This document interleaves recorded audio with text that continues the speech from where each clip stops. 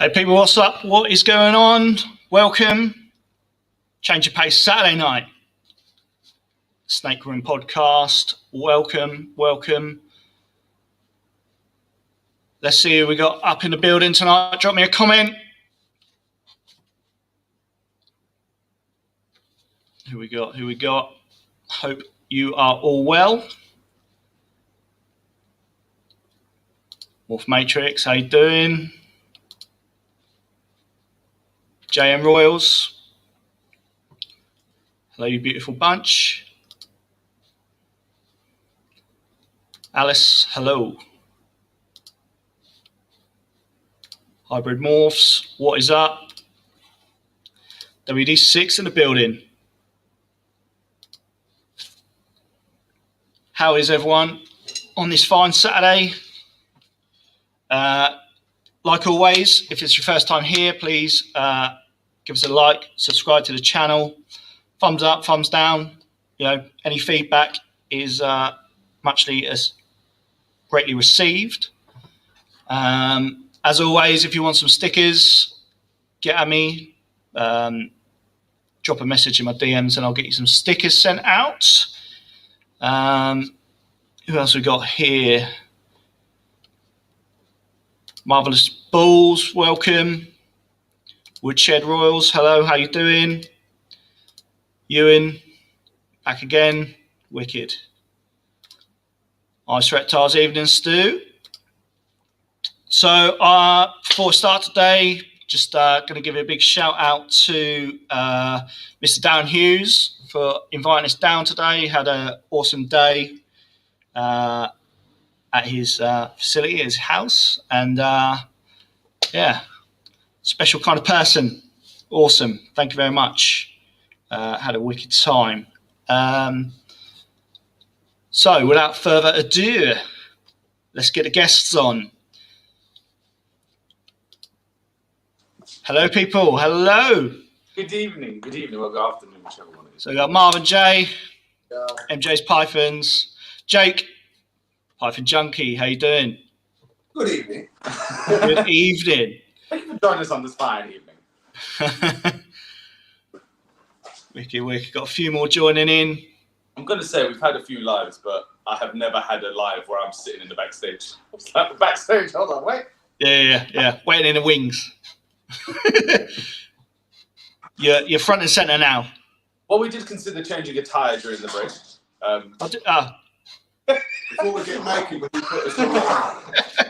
Yeah. And get you on and you all look like Blink 182. Who else we got? Jamie, good evening. Andy, how you doing? Ready for Wednesday? Another Jamie in life. There is. I ain't talking to you. So how you all doing? You all well? I think that's to us and not to... Yeah, you all good? Yeah, no, we're all good. All good. Enjoying the hard work on the decking. Hard work on the decking. Was that barbecue or? Yeah, like daily. Just why not? Why not? Rain. So, first question: how is your season going?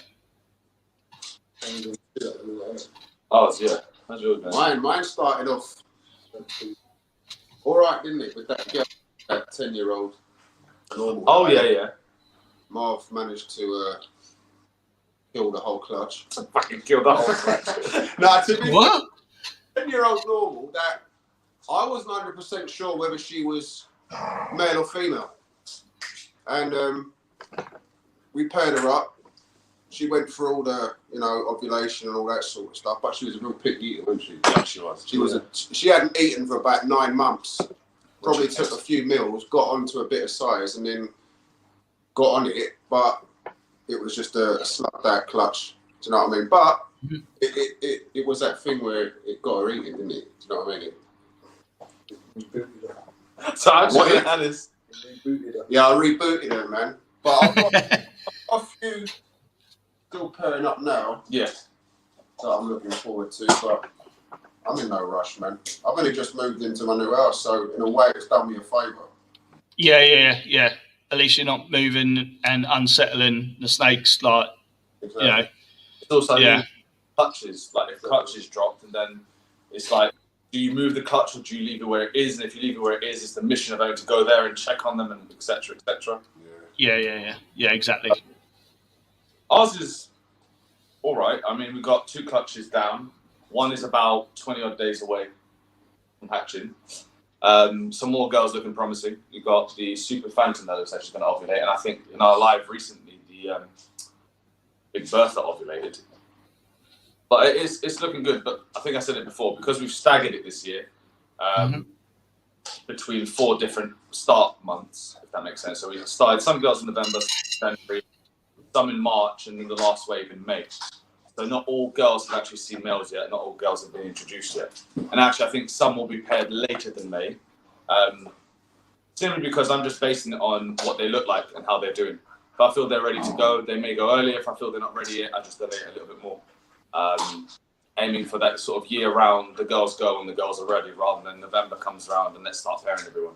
It's more exciting. Yeah. It is more exciting to have eggs all year round. And not have that horrible thing of looking at an empty. Yeah. Or having to turn it off. Yeah, I know what you mean. I refused this year.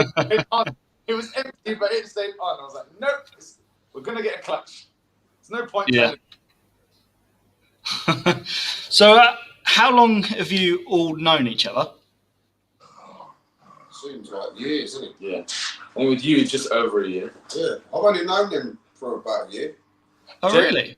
Jake was one of those guys who came over. He purchased a snake. His first snake, since he had that normal, but it was like his first sort of like morph, if you will. Purchased her from us. Left a review on our Facebook saying something along the lines of "fantastic service, yada. We'll be back." And when proper reach around, isn't it? yeah, and with those words, he never left. Well, I did say I've got an addictive personality and I'll be back in it. That was the famous line is I've got addictive personality. So from then on, we have just like convinced him not to buy certain stuff like an Xbox.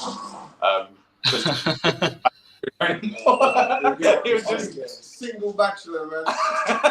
Give up everything. So yeah, we met Jake through that. Then we just became friends through that. So just like, coming over all the time, talking snakes. Then we started talking other shit, and then we just, since then it's been. I think, do you know what it was though? When I come round here, I was so impressed, but I also knew they were like, like in their own little bubble, and I was like, what are you doing? You've got to get out, man. Other people have to see what you got. So I was like, you got to get on the YouTube, man. You got to do this. You got to, and you were fucking, what's the word? Procrastinating about it. Procrastinating. To be fair, it was one of the meeting Jake turned us from what we were, which was just we're breeding indoors, selling to a few people locally, etc., to giving us a kick up the arse, basically saying get yourselves out there, and that's what then started the YouTube channel and started the Instagram.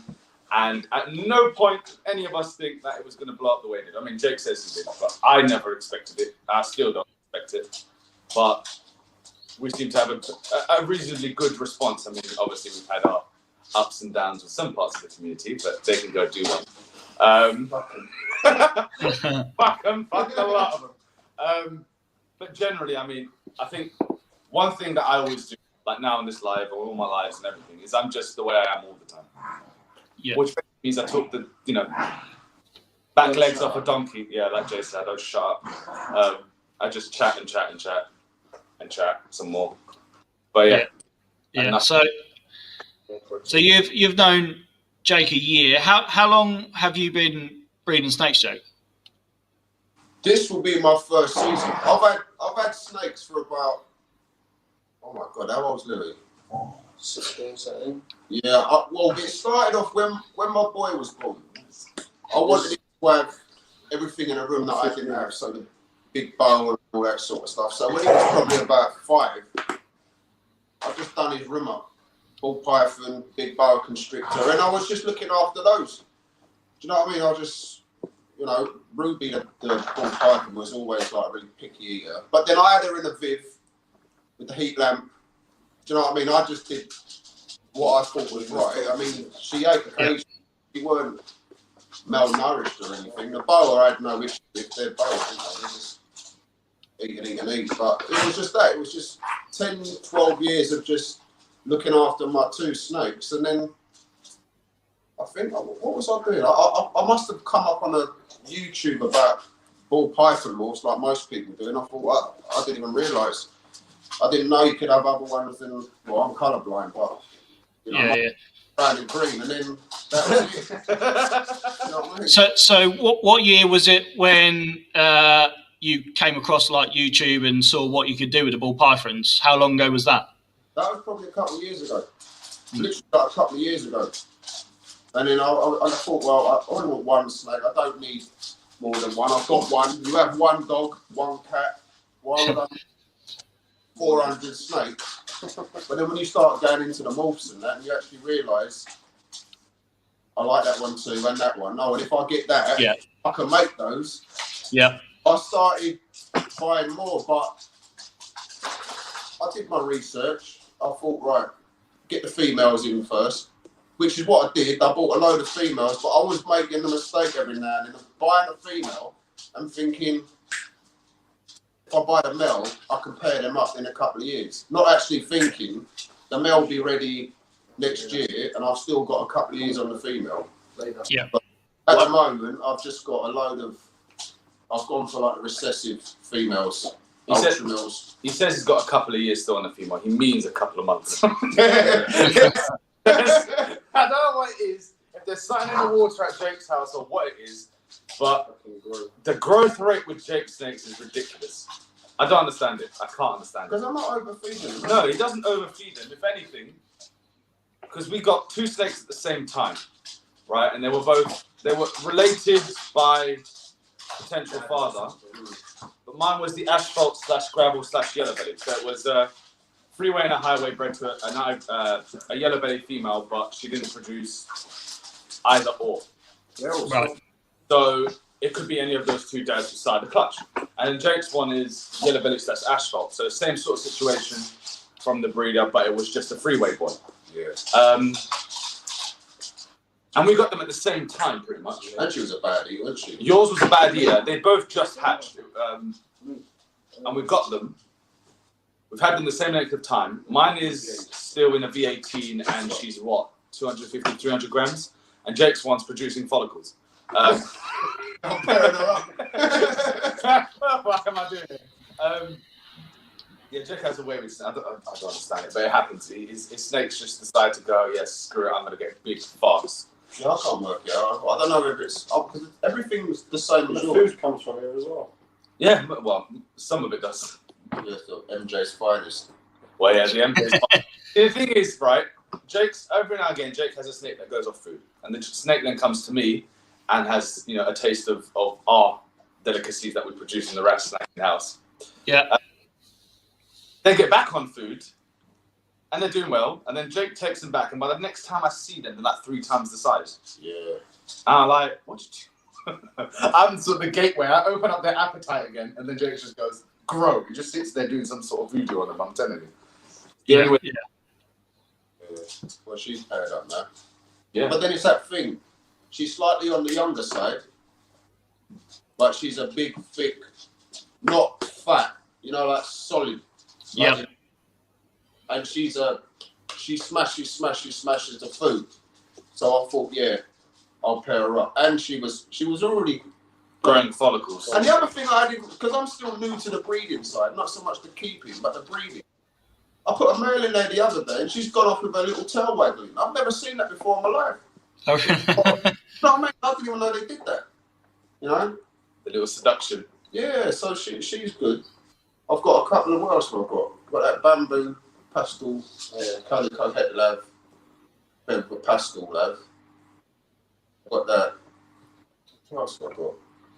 Got a blackhead ghost with the Mojave. No, the blackhead het ghost. Yeah. With the Mojave ghost het G-stripe. Well, I'll put the desert ghost pin into that. yellow belly stroke ashfall. And you tried to put it to the that red thing, didn't you? Oh yeah, I've got that. Pin to the Desert Ghost pin to the black pastel lesser het red exantic. So hopefully, fingers crossed, get some nice hets out of that. Yep. Yeah, and all my other girls are just see the problem I'm having at the moment is I've got maybe a handful of girls that are that size and are pairing up. But next season, all the girls that I was growing up, at the moment, they're all about 1,200 grams. So next season, I'll probably go from like 3 clutches to ridiculous amount, which, yeah. Yeah. Really fun. I think there's a lot of people who probably maybe this year, maybe next year, the year after, you'll go from like 1, 2, 3 clutches and then just jump up to like 20 or something. The way people are buying up snakes at the minute, it's going nuts. Yeah, that was mine was just that growth rate. You know, like some grow a lot faster. Some have grown like crazy, whereas others grown. A lot of my girls have just had that slow, steady, and then I've had just a handful that have just gone bang. Yeah, because Jake, I think you've only bought like 1 adult female, 2. Genchi, fire upstairs. Yeah. Oh, and the het red. Yeah, the pastel Lesseronics. I've only got that to go with your. Yeah, with the crazy boy. Yeah. Well, no, what was supposed to be crazy boy? Nice red matrix. Yes. Yeah. So, Bob and Jay, how long or when did you actually first start getting into ball pythons? And well, for me, it's been like I had my first one when I was 15. Ever since then, just had reptiles as pets. And it was about 4 years ago, wasn't it? Well, it's coming up to 4 years ago, I met Marv in a pet shop. He had a super fire, I had a blue eye Lucy. Well, it was so. I helped run a pet shop. It was outside the pet shop, the cut. Like this, my hat in hand. Going, please, can you spare some change? He said, I can't spare you change, but I can give you a snake. No. So for me, it was the same. Actually, my first ever snakes were garter snakes. And literally within a week of getting the garter snakes, I got a ball python. They were just a gateway to convince my mum that, snakes are fine, they eat fish. Here's a ball python. Because, that garter snakes ate fish. She wasn't fond of the idea of rats in her freezer. So I've had them for freaking yonks. I mean, my first reptile was the leopard gecko. She predates all of them. She's still with me. But yeah, I got Medusa, my normal royal, as most of us do in the beginning. But I was helping. Normal though, was it? Medusa, yeah, the male. He's a male, but he's a funky sort of. He's really light, but I've never bred him. Then I started helping out in the pet shop, and always used to watch, Brian Barczyk. I mean, even from before I had snakes, you had there was always that meme trying to revise and end up watching snake bites. So, you'd just be like on YouTube, and then there would be a guy getting bitten by snakes. You'd be like, oh fuck, I like snake bites. So I used to watch snake bites, not like religiously, just the odd episode, but watching Brian, I knew about the breeding thing. I didn't know anything about fucking genetics. Well, I'm a geneticist, but in terms of ball python genetics, I never got into it.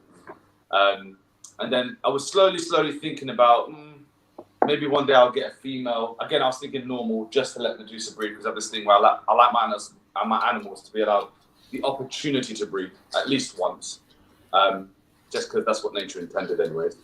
Yeah. So, working at a pet shop, met Jay. Jay came on as help for me on the weekend that I was doing, as an extra set of hands. Got to know each other, went over his a few times. He had a scab mongo, 2 normals, and he had a bumblebee. Bumblebee and Lucy. So I saw the morphs there. I had seen a few in the pet shop. But then literally someone called me up one day at the shop and went, I've got a snake that I don't want. I was like, okay. So every now and again we're taking rescues at the shop. And I just thought, okay, well, the shop ain't getting this one. Then they told me it was a white snake. I thought, fuck, it's a white snake. I want this. So anyway, she brought it to me in this 3-foot glass viv that I've still got upstairs with porno mags as the substrate. Bertie was literally porno mags as the substrate. She is crazy, bless her heart. She's mental enough right now. And sure enough, it was a superfire. Now, it took a while to work out it was a superfire, and that it was male because it was so different compared to the one I had that I thought, oh, is this female? Slowly learned the process of sexing the animals, discovered it was male, discovered later, based on who it came with, or who it came from, I should say, it was actually bought from that shop several years prior at the same time that Jay bought Lucy. So he bought his leucistic female, and this woman had bought this superfire, which eventually came to me. And that's where the idea sparked, should we put the two white snakes together and see what the fuck comes out? We know they're not going to be white snakes because we know yours has got blue eyes and mine got black. And that's when the research, I remember looking at like morphs. Printing me off a file. Yeah, so when we got into it, right, I printed them off like a 100-odd page document. I was giving him homework to like read through all the different morphs, what their pattern variations are. And then I used to do you remember I used to do those like test quizzes to you? I used to go, what's a bumblebee? Or what's a pewter? You know, the sort of like common names for the yeah. I still fail now. You still don't know. Fucking teachers. Listen, I wasn't even a teacher back then. I was still doing my. I wasn't even doing my teaching. TA, you was a teacher assistant. Was I a TA at the time? Yeah, because you worked at Christmas. No, that was before. That was when I started my my teaching qualification. But when I first met you, I was still at uni. I was finishing up my masters. But yeah, got into the ball python genetics, started studying all these different morphs. I remember looking at shit like bumblebee and going, fuck, pastel spider, what the hell is this? How am I going to know if it's a spider? As most people, I'm sure, do the exact same thing when they first get into ball pythons. I remember looking at clown and thinking, one day we'll have a clown. One day. I mean, clowns are still exciting to hatch, don't get me wrong, but it's like, when you think back at those moments of like, you're looking at albino and you think to yourself, fuck, if only. A banana. Do you remember us sitting there for hours looking at these morphs and going, banana, fuck, look at this thing. And Crystal Palace's price list was dangerous.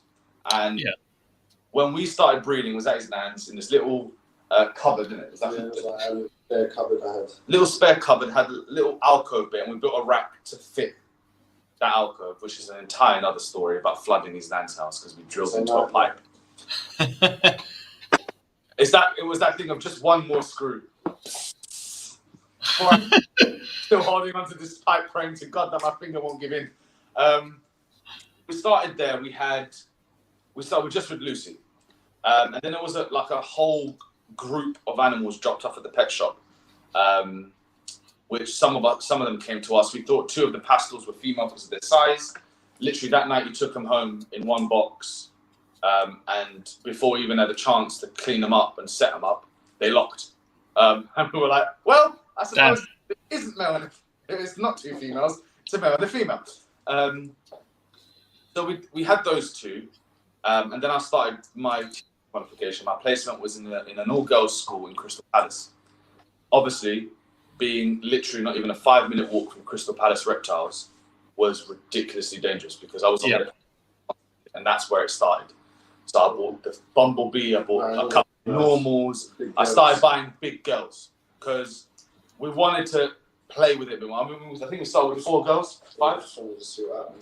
It was, I always said, look, we'll have a go, we'll see what happens. There was no plan of like, let's do this, full time or make this a big thing. It was just, we wanted to experience it. And I said, if it goes well and whatever, then we'll work it out from there. In the meantime, I think we had one clutch. We had Lucy's clutch. Yeah.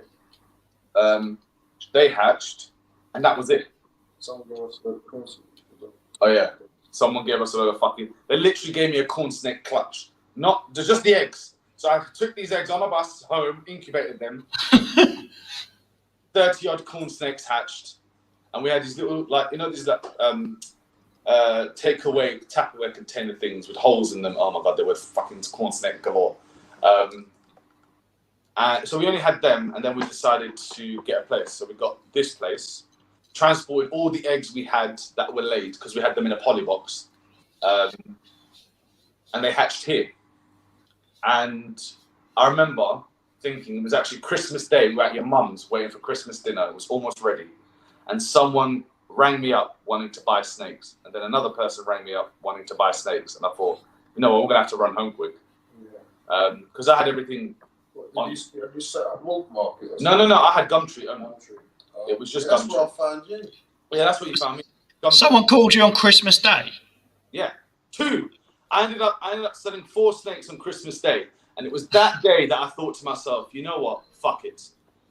We literally sold all of our hatchlings within a couple of months. We were out. Obviously, we only had about 4 or 5 clutches. They weren't like ridiculous numbers of hatchlings, but that was enough for me to go, you know what, it's worth spending some money here. Fast forward a year, we were basically, I was scouring the internet, especially for people giving up collections. Yep. So I got a few collections that way. A few odd females here and there online. I hadn't ever had a snake courier to me because a lot of people had paid them petrol to bring them to me. Just because I'd never used a courier, I didn't know how it worked. It seemed like it was an impossible task. Yeah. And then I think, that's when we met Barry Summerhays. From one snake, a leopard blade Volta het clown, and that for like a year and a half, I was collecting. I'd create a deck of like $1,000. It was like a drug dealer. It was, and then I come back, pay off that $1,000, and come back and rack up another, because Barry was just this. It was to us in some ways, in terms of like, it was always like, look, I'm not worried about the money, pay me whenever. But that is the worst thing you can do, because it's like, well, cool, I'll take that, and I'll take that, and I'll take this. We went from 4 in the first year, about 15 second year, 30 odd third year. Now we're at like 40 odd. But at the beginning for us, it was very much a numbers game. Yeah. We weren't that interested in what we made. It wasn't even what we made. We did the best with what we had, but we weren't really seeking the higher end morphs. They were something we were planning to dabble with later on. And then we met Jake, and then we started talking, and then we got more into it, and Jake got more into it, and Jake's very good at remembering everyone's name, which I'm not, because he'll be like, so-and-so from, and then tell me their breeder name, and I go, never heard of the bloke. I have known the bloke, I just didn't remember his name. And he started getting into all of that, and that's what then slowly started pushing us more in the direction of, well, instead of just breeding, being far more selective. And thanks to that, that's what then gave rise to our last year with, the Red Matrix and all the other clutches we hatched out last year. That was, some of them were just mind-boggling. Yeah. And I swear to you, this is the one thing that me and Jake always disagreed on, was selling adult females. My thing is, she's here, she can produce, they're eggs. His thing was, but she's just taken up room for no reason. And eventually he's won, in the sense that finally I'm in the place where I'm like, actually, you know what, I am going to be selling my breeding females. I'm not every single one of them forever. And I think we're more at a point now where our plan anyway is over the next 3 years to essentially create a collection where every female we have has been raised in-house. Well, no, I think females specifically. Yeah, males are going to be the one. You've got a decent enough collection up there to basically produce everything. Well, you've got ingredients there to produce what you need. Yeah, and I think we've got enough ingredients playing with us where, if in 3 years' time we can have a collection made up of females that are all homegrown, that are all recessive, that's where I want to be. Just a full recessive stock. Our ultimate number was probably going to be somewhere in the region of about 100 females, which isn't too far for us to reach that sort of number. And then really start to play with the genetics we're interested in. I think just having the females, it doesn't necessarily mean that they have to be like some crazy 4 or 5 gene recessive. Just, instead of having a pastel sitting there, a pastel clown is nicer. Instead of having a normal, having just a normal clown, it allows you to make, I think, having hets, and I know me and Toby from Morph Matrix have had lots of conversations about this. He's just as bad as you, man. I know, he's just as bad as me. But we've had conversations about hets and how a lot of people don't want to pay for hets. They don't want to pay the premium that comes with a het. You know, you see a het, you expect to pay roughly what it is without het, and it just seems that that's the way things go. But the hets are less monetary purposes, more I can produce anything I want and guarantee it to be het. I can produce, I have the red matrix now. I could go, I want to put that into 4 different recessives and guarantee every clutch has the hets that I want. And obviously, when I say recessive females, I don't mean all single tube recessives, because we're working the Hypo Clown project, we're working the Desert Clown, Desert Hypo, etc., etc. So we'll have all of those in place. But having that base stock there allows us to be far more creative in what we want to do. I feel. I mean, there are ups and downs in this hobby. Anyone who's been in it for enough time knows that there are days where you just think. I've had 1 or 2 times where I just thought, you know what, fuck this ball python shit. Sell the lot. Get someone with a truck and just take the lot. I'm stunned. And that usually comes after a loss of an animal. That's usually when I feel like that. The crazy boy being the main one, where, you know, one of those situations where they're eating, they're shedding, they're pooping, there's literally nothing at all wrong with them. And then they sort of just go, I'm out. And you go in there and they're just, for no reason, they're dead.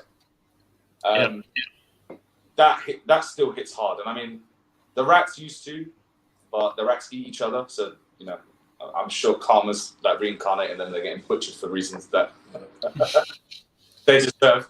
But the snakes, you never really prepared for it. If a snake is ill, and we've dealt with bouts of illness, we know, you know, through all the mistakes that a new can bake with. That's why we make videos and things like quarantine and RI and whatever. It's the experiences that we've had and the mistakes that we've made that can easily be avoided by someone else who watches that kind of stuff. You kept taking bloody ills. Yeah, so that was one thing we did in the beginning that we would not do now, which was we used to, mostly through the shop, rescue snakes, get them back to health, and then move them on. 99.9% of the time, that was literally just finding someone who wanted them, who would look after them, and just giving the animal to them. Doing that obviously puts our collection at risk. So that was one main reason why we just stopped doing it. Not because I'm cold-hearted, but just because I can't risk a collection of almost 300 snakes to rescue one. Yeah. And then buying stuff off Facebook. In a way, I'm glad that Facebook stopped it. And I'm glad, and not necessarily glad that Facebook stopped it, but glad I got more into the hobby and started to recognize breeders. Yeah. Do you know what? Don't you think even if Facebook was still selling the snakes, there's no difference buying it from off market. No, it's the same thing. And you find out about the breeder and all that stuff first. You shouldn't be having these. Do you know what I mean? Yeah, no, that's why I was like, it's not necessarily Facebook banning it, it's more like getting into the hobby, knowing people, buying from people that I actually know or whose collection I've seen or who have been recommended by someone. Yeah.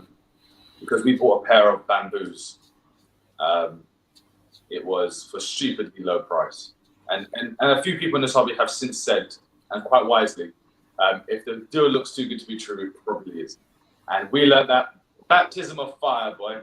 It was a spider bamboo female and a super pastel pinstripe bamboo male, which we paid stupidly low amounts of money for because it was like an auction thing. You could have bought a bloody clown pied with that. No, I couldn't even have bought.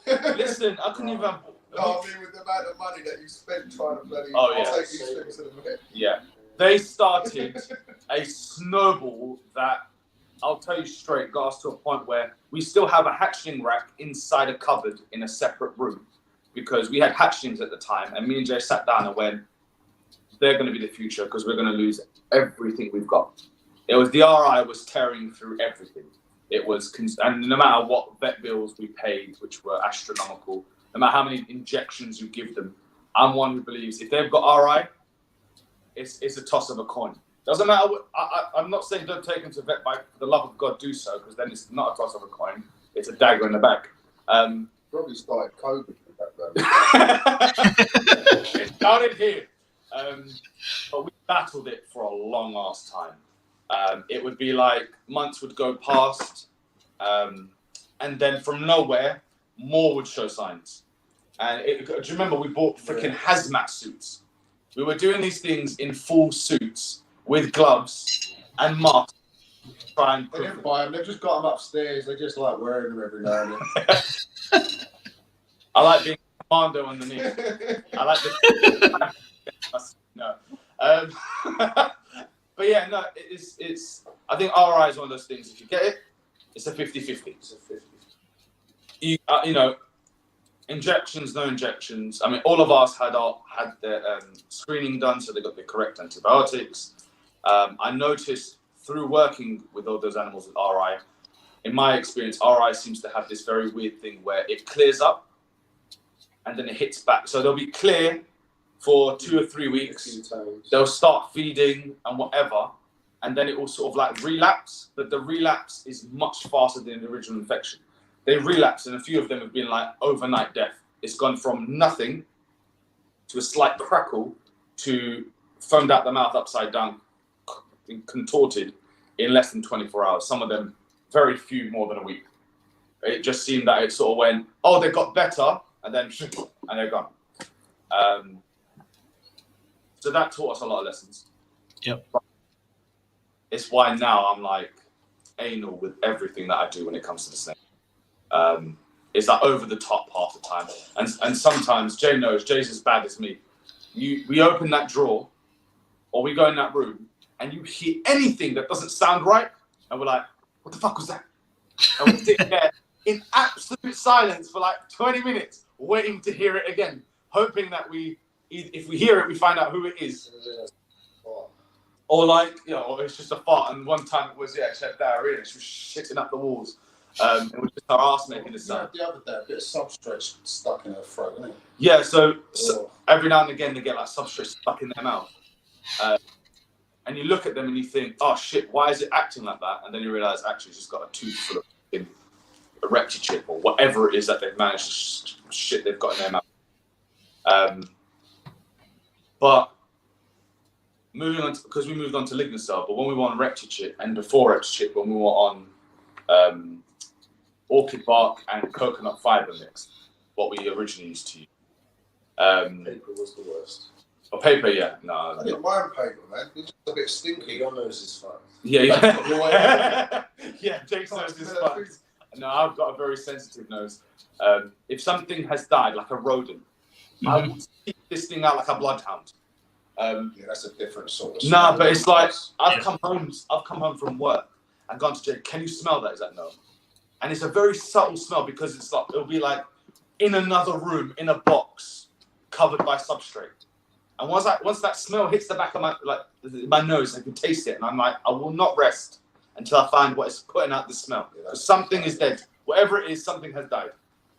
And almost 100% of the time, it's someone's taken the piss and wasted a rat or a mouse and just left it dead in their box. Yeah. I've lost the plot now.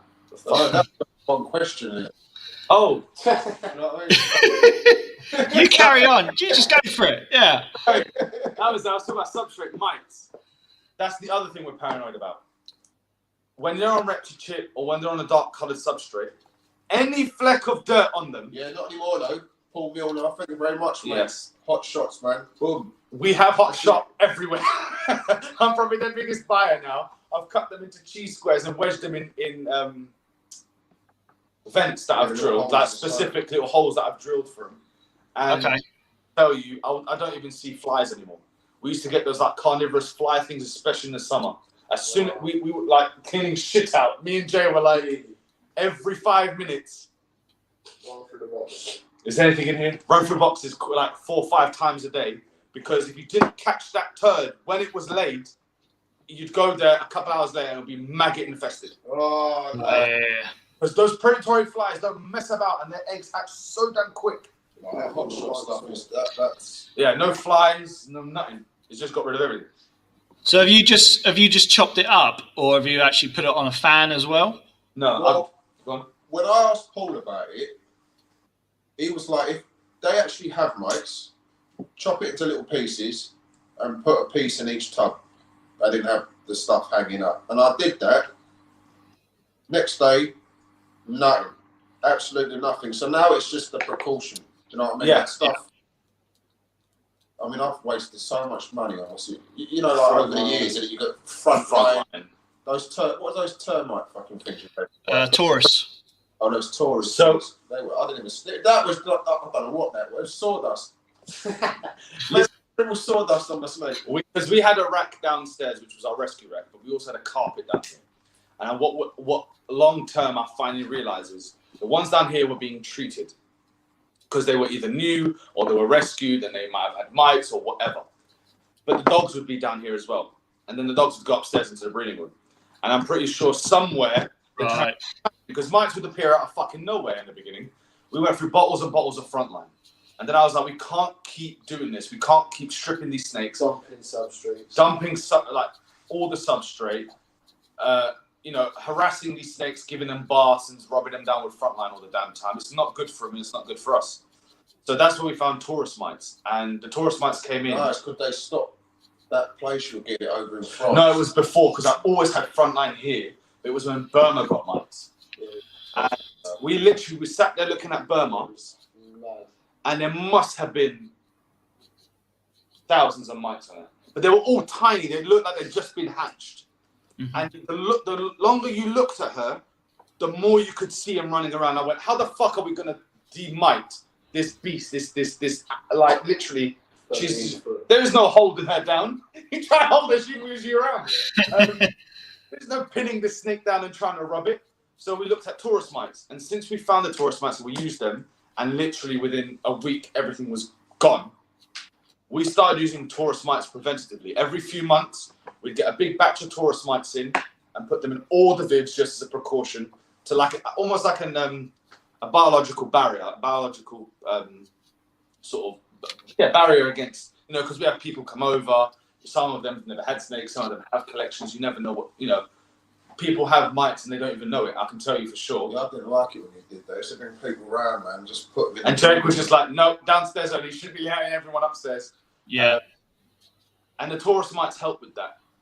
But the hot shot is literally, it not even flies, like I said. No, nothing. It just, that bug zapper we got upstairs is pointless now. The rat killer. Just take the grill off and put it in the rat shit for that little fucking bastard wild rat that's from Brooklyn. So I had mites around Christmas time and I used Taurus mites. It worked. Obviously, I took everything, all the substrate away, put it on paper, all my animals on paper, put them Taurus mites in, and it worked for 4 weeks. Put everything back on substrate, and they came back with a vengeance. Right. The problem there is Taurus mites are sensitive creatures. You're actually supposed to leave the substrate in with the mite, because there's two things. Low humidity will kill the Taurus mites immediately, and lack of food. So they actually do better when you have more mites. It's a bit of a contradiction there, but it's their food source. So if you strip out the snakes first and put them on paper, you're providing a dry environment Taurus mites don't like, and then you're also removing a lot of their food. So they'll eat each other, and they'll die out pretty quickly. So when they die out fast, because we actually found that they also eat springtails. Yeah. So we used to feed our predatory mites when we didn't have mites to keep them there longer. Found ReptiChip worked for that because ReptiChip likes to hold humidity. The Taurus mites loved it. If you don't like little crawly things, it's not nice because you'd open the drawer and it'd be like a white blanket on the tub, and it was just all Taurus mites just chilling out. Which I didn't mind. I know that they obviously know nothing to us. They're like saviors, little knights in shining armor, and eventually they do die out. And when they die out, mite eggs are ridiculous to destroy. They do not like to be destroyed. Heat seems to be the only way, and we're talking serious fucking heat. There's heat that most things won't survive. But what was it? There was a Jay, what was it? Oh, America do permethrin treatments. Now, permethrin is one of those things where it's in like lice shampoo and stuff. It does kill the eggs, but the wrong dose also kills your snake. Right. So it's one of those, we used to use permethrin for the actual rack and the housing because the mites seldom lay their eggs in with the snake. Most will, but some will, but most will actually leave it. And especially where we used to have wooden racks, they'll go into all the nooks and crannies and cracks in the wood and lay their eggs in there and then return to the snake. So you do all the box and stuff, but the eggs are all in the rack. And like you said, you might leave it a month and then suddenly mites appear from nowhere again. It's actually because eggs are chilling somewhere. They've hatched and now a whole new generation spawns. Bastard things. Yeah, so I got hot shot, attached it to a fan, and I got a Bra Plus tub and found a load of mites and put them in a Bra Plus tub. Yeah. Came back an hour later, they're all dead. Which sort of I realised once if the mites were getting out of the tubs with the snakes, they weren't going to last. But I needed something to kill them inside the tubs, so I got the spray. What's it called? The Frontline. Yeah. So I was using Hot Shot and Frontline, and I haven't seen a mite in probably 2.5 months now. Well, do you remember when you first met us? And if you look back at our first YouTube video, we had the dustiest ass racks you will ever see. You think that we do not dust the house, and that was the diatomaceous earth. I used to sprinkle that shit around like it was like some sort of smelly stuff. You used to put it in the carpets. Literally, carpets were like if you tap the carpets, clouds would come up. We just put everything in diatomaceous earth. I thought, fuck you bastards! I'm gonna put just unimpenetrable barriers that you can't cross. But no, Hot Shot has stopped all of it. Yeah, I think I have like a small amount of a mini bottle of Frontline left, which I don't exactly anticipate on using. Use it on the dogs. Yeah, just spray the dogs. Can you start sticking my ace? No, my ace don't stink. Yeah, I do like Hot Shot. My plan is to use it because it says, I think on the package it says about 4 months. Yeah. I don't want to have it exposed to the snakes constantly because the was banned as it apparently can cause certain problems.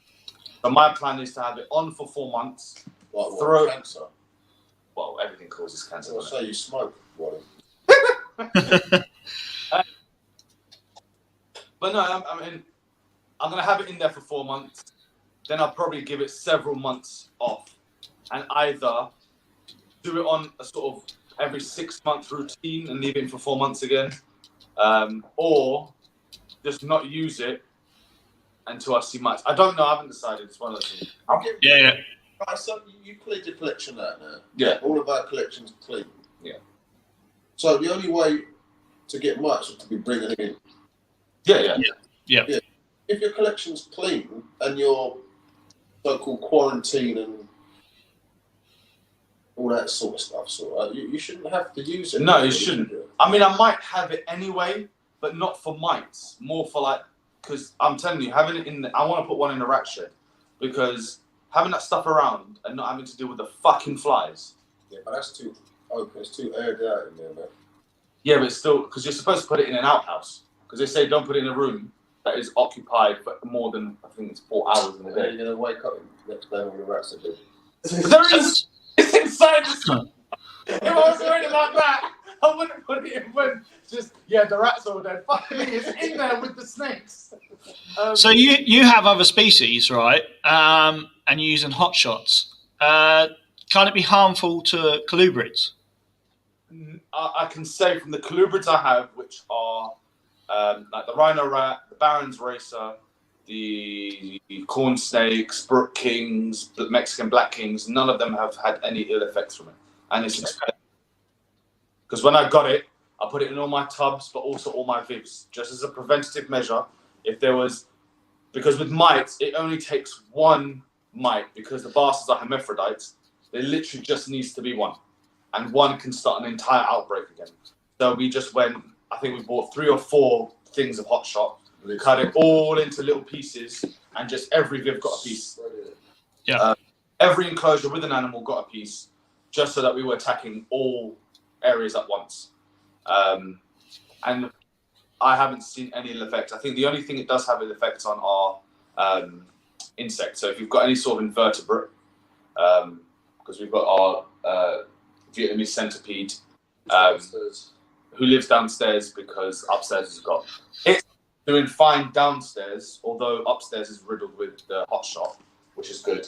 And we had tarantulas and stuff, which that summer last year was quite harsh, especially to that room upstairs. Not the breeding room, but the exhibit room was getting ridiculously hot. And we lost quite a few of our tarantulas because of that. Which in hindsight, maybe moving them downstairs sooner. But then back then downstairs, we had the quarantine rack, which was getting frontlined constantly. And that's also hot. It was a lot of lose-lose situations. What are you saying now? Don't worry about what I'm saying. Saying things in the chat. I saw earlier. Yeah. He regrets asking the question. So going back to RI, how is that? How is that? Obviously, you have a snake with an RI. Is it airborne? Yes. Is that how it gets to other snakes? So, if you read a lot of stuff, it suggests that it's an airborne, highly contagious, will spread via the air. And in cases like ours, where we have rack systems, it will spread like wildfire, which is true. The other truth of it is that, from experience I've had and speaking to people like Scott, who's also experienced RIs, he's experimented with RIs as well, putting like animals infected with RI in with healthy animals. And his results were the healthy animals never contracted it. So I think to me, what it seems to be is that, yes, RIs are highly contagious, but a healthy snake will fight it off. And remember, RIs can be caused by viral, bacterial, or fungal. Bacterial and fungal seem to be the easiest for the snakes to fight off. Viral seems to be the one that causes. It seems to be the fatalities. Ours was bacterial, but it was some dodgy ass strain of bacterial RI that only 3 antibiotics worked on, and only 1 could be administered at home. The other ones they would have to be on a drip if they wanted to. Like, they'd have to administer it, but keep them at the veterinary practice because it was too intense for their bodies.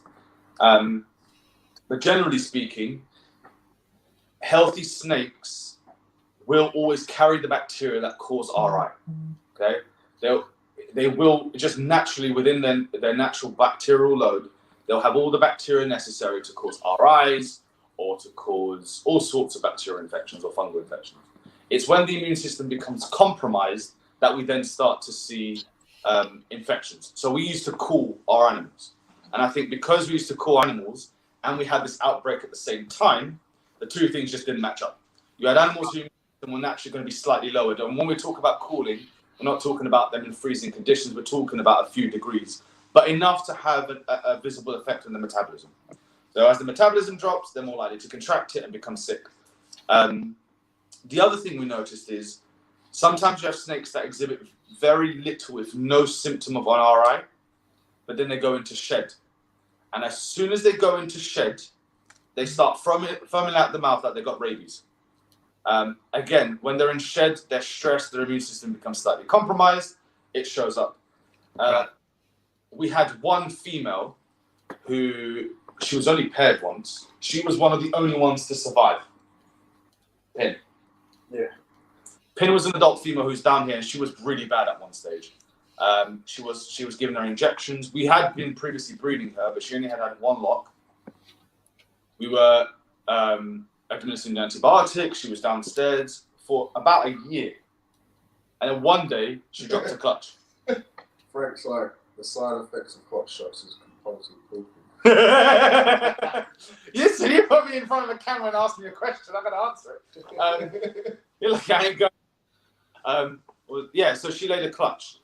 The antibiotics are supposed to kill the eggs, or at least the sperm, and not really make them. Anyway.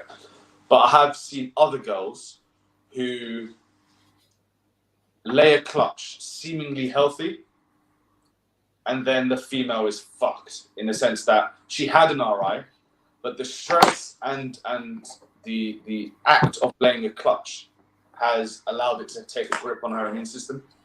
Mhm. Most of those cases that I've had in isolation for about a year, they seem to recover. Not all, but a lot seem to recover without the need for antibiotics, and not with the whole put Vicks in a bottle. And I sometimes nebulize them with F10 and saline solution mix, but very rarely.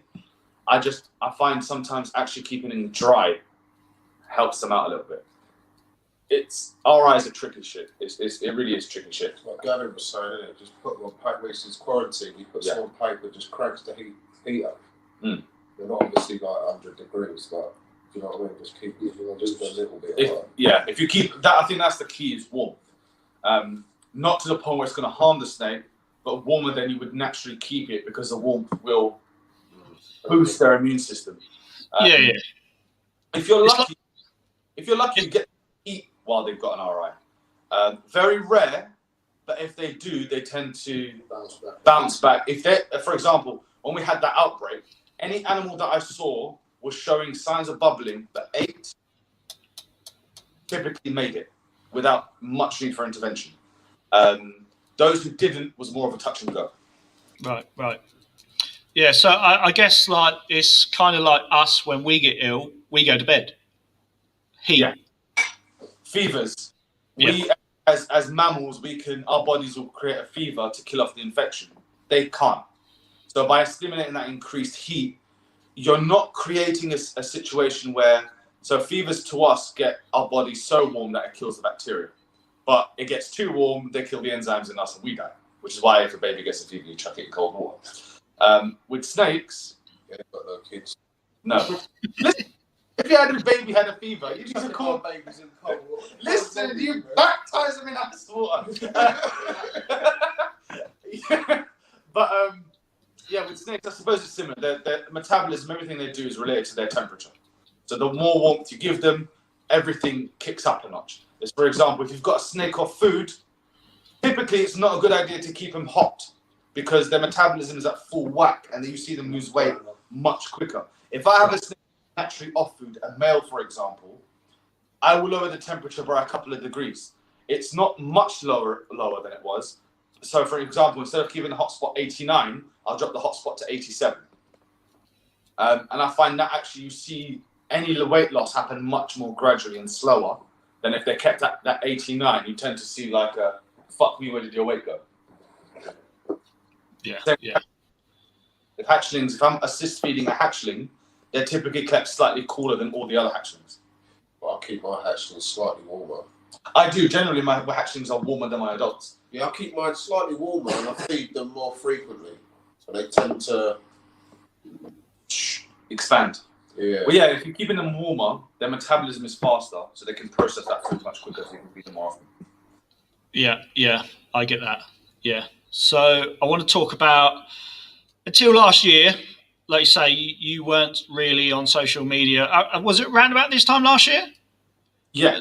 Lockdown sort of time? Lockdown started March.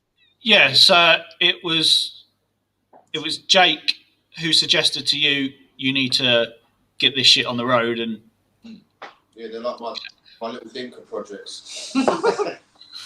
Yeah, he calls it Dinker project. Still waiting for them to prove that. Waiting for us to prove that. Bastard. So how did that conversation go? Just conversations. Jedi mind trick. Right. You need to be on social media. But I don't like the sound of my voice and I don't like my face. If you look back at our first video, I swear to you that intro took us like an hour to do. I still have it somewhere. It's on my other phone. That mix you made. Because I sent him all the outtakes. I sent him the whole file as it was. And me going, I can't stand the sound of my own voice. Fuck! So I didn't want to do it for that. I don't like listening to myself as much as I talk. And I don't like seeing myself as much as I have mirrors all over the fucking house. Yeah, but you used to, yeah? Because I'm a little bit older than these two. By just a smidge. Yeah. Do you know what I mean? Just a couple of lunar eclipses. Yeah. A couple of grey hairs and a bald head. But I just didn't want them. You know, like I don't know if you got kids. You got kids, Leon? Yeah. So you know, like when you can see something in your child and you think, right, they're good at that. Let's encourage it. Yeah. These two, in a way, I think like the father sort of bit took over, and I thought you ain't wasting this talent here. Do you know what I mean? You're happy doing it, like between you and like get out. Do you know what I mean?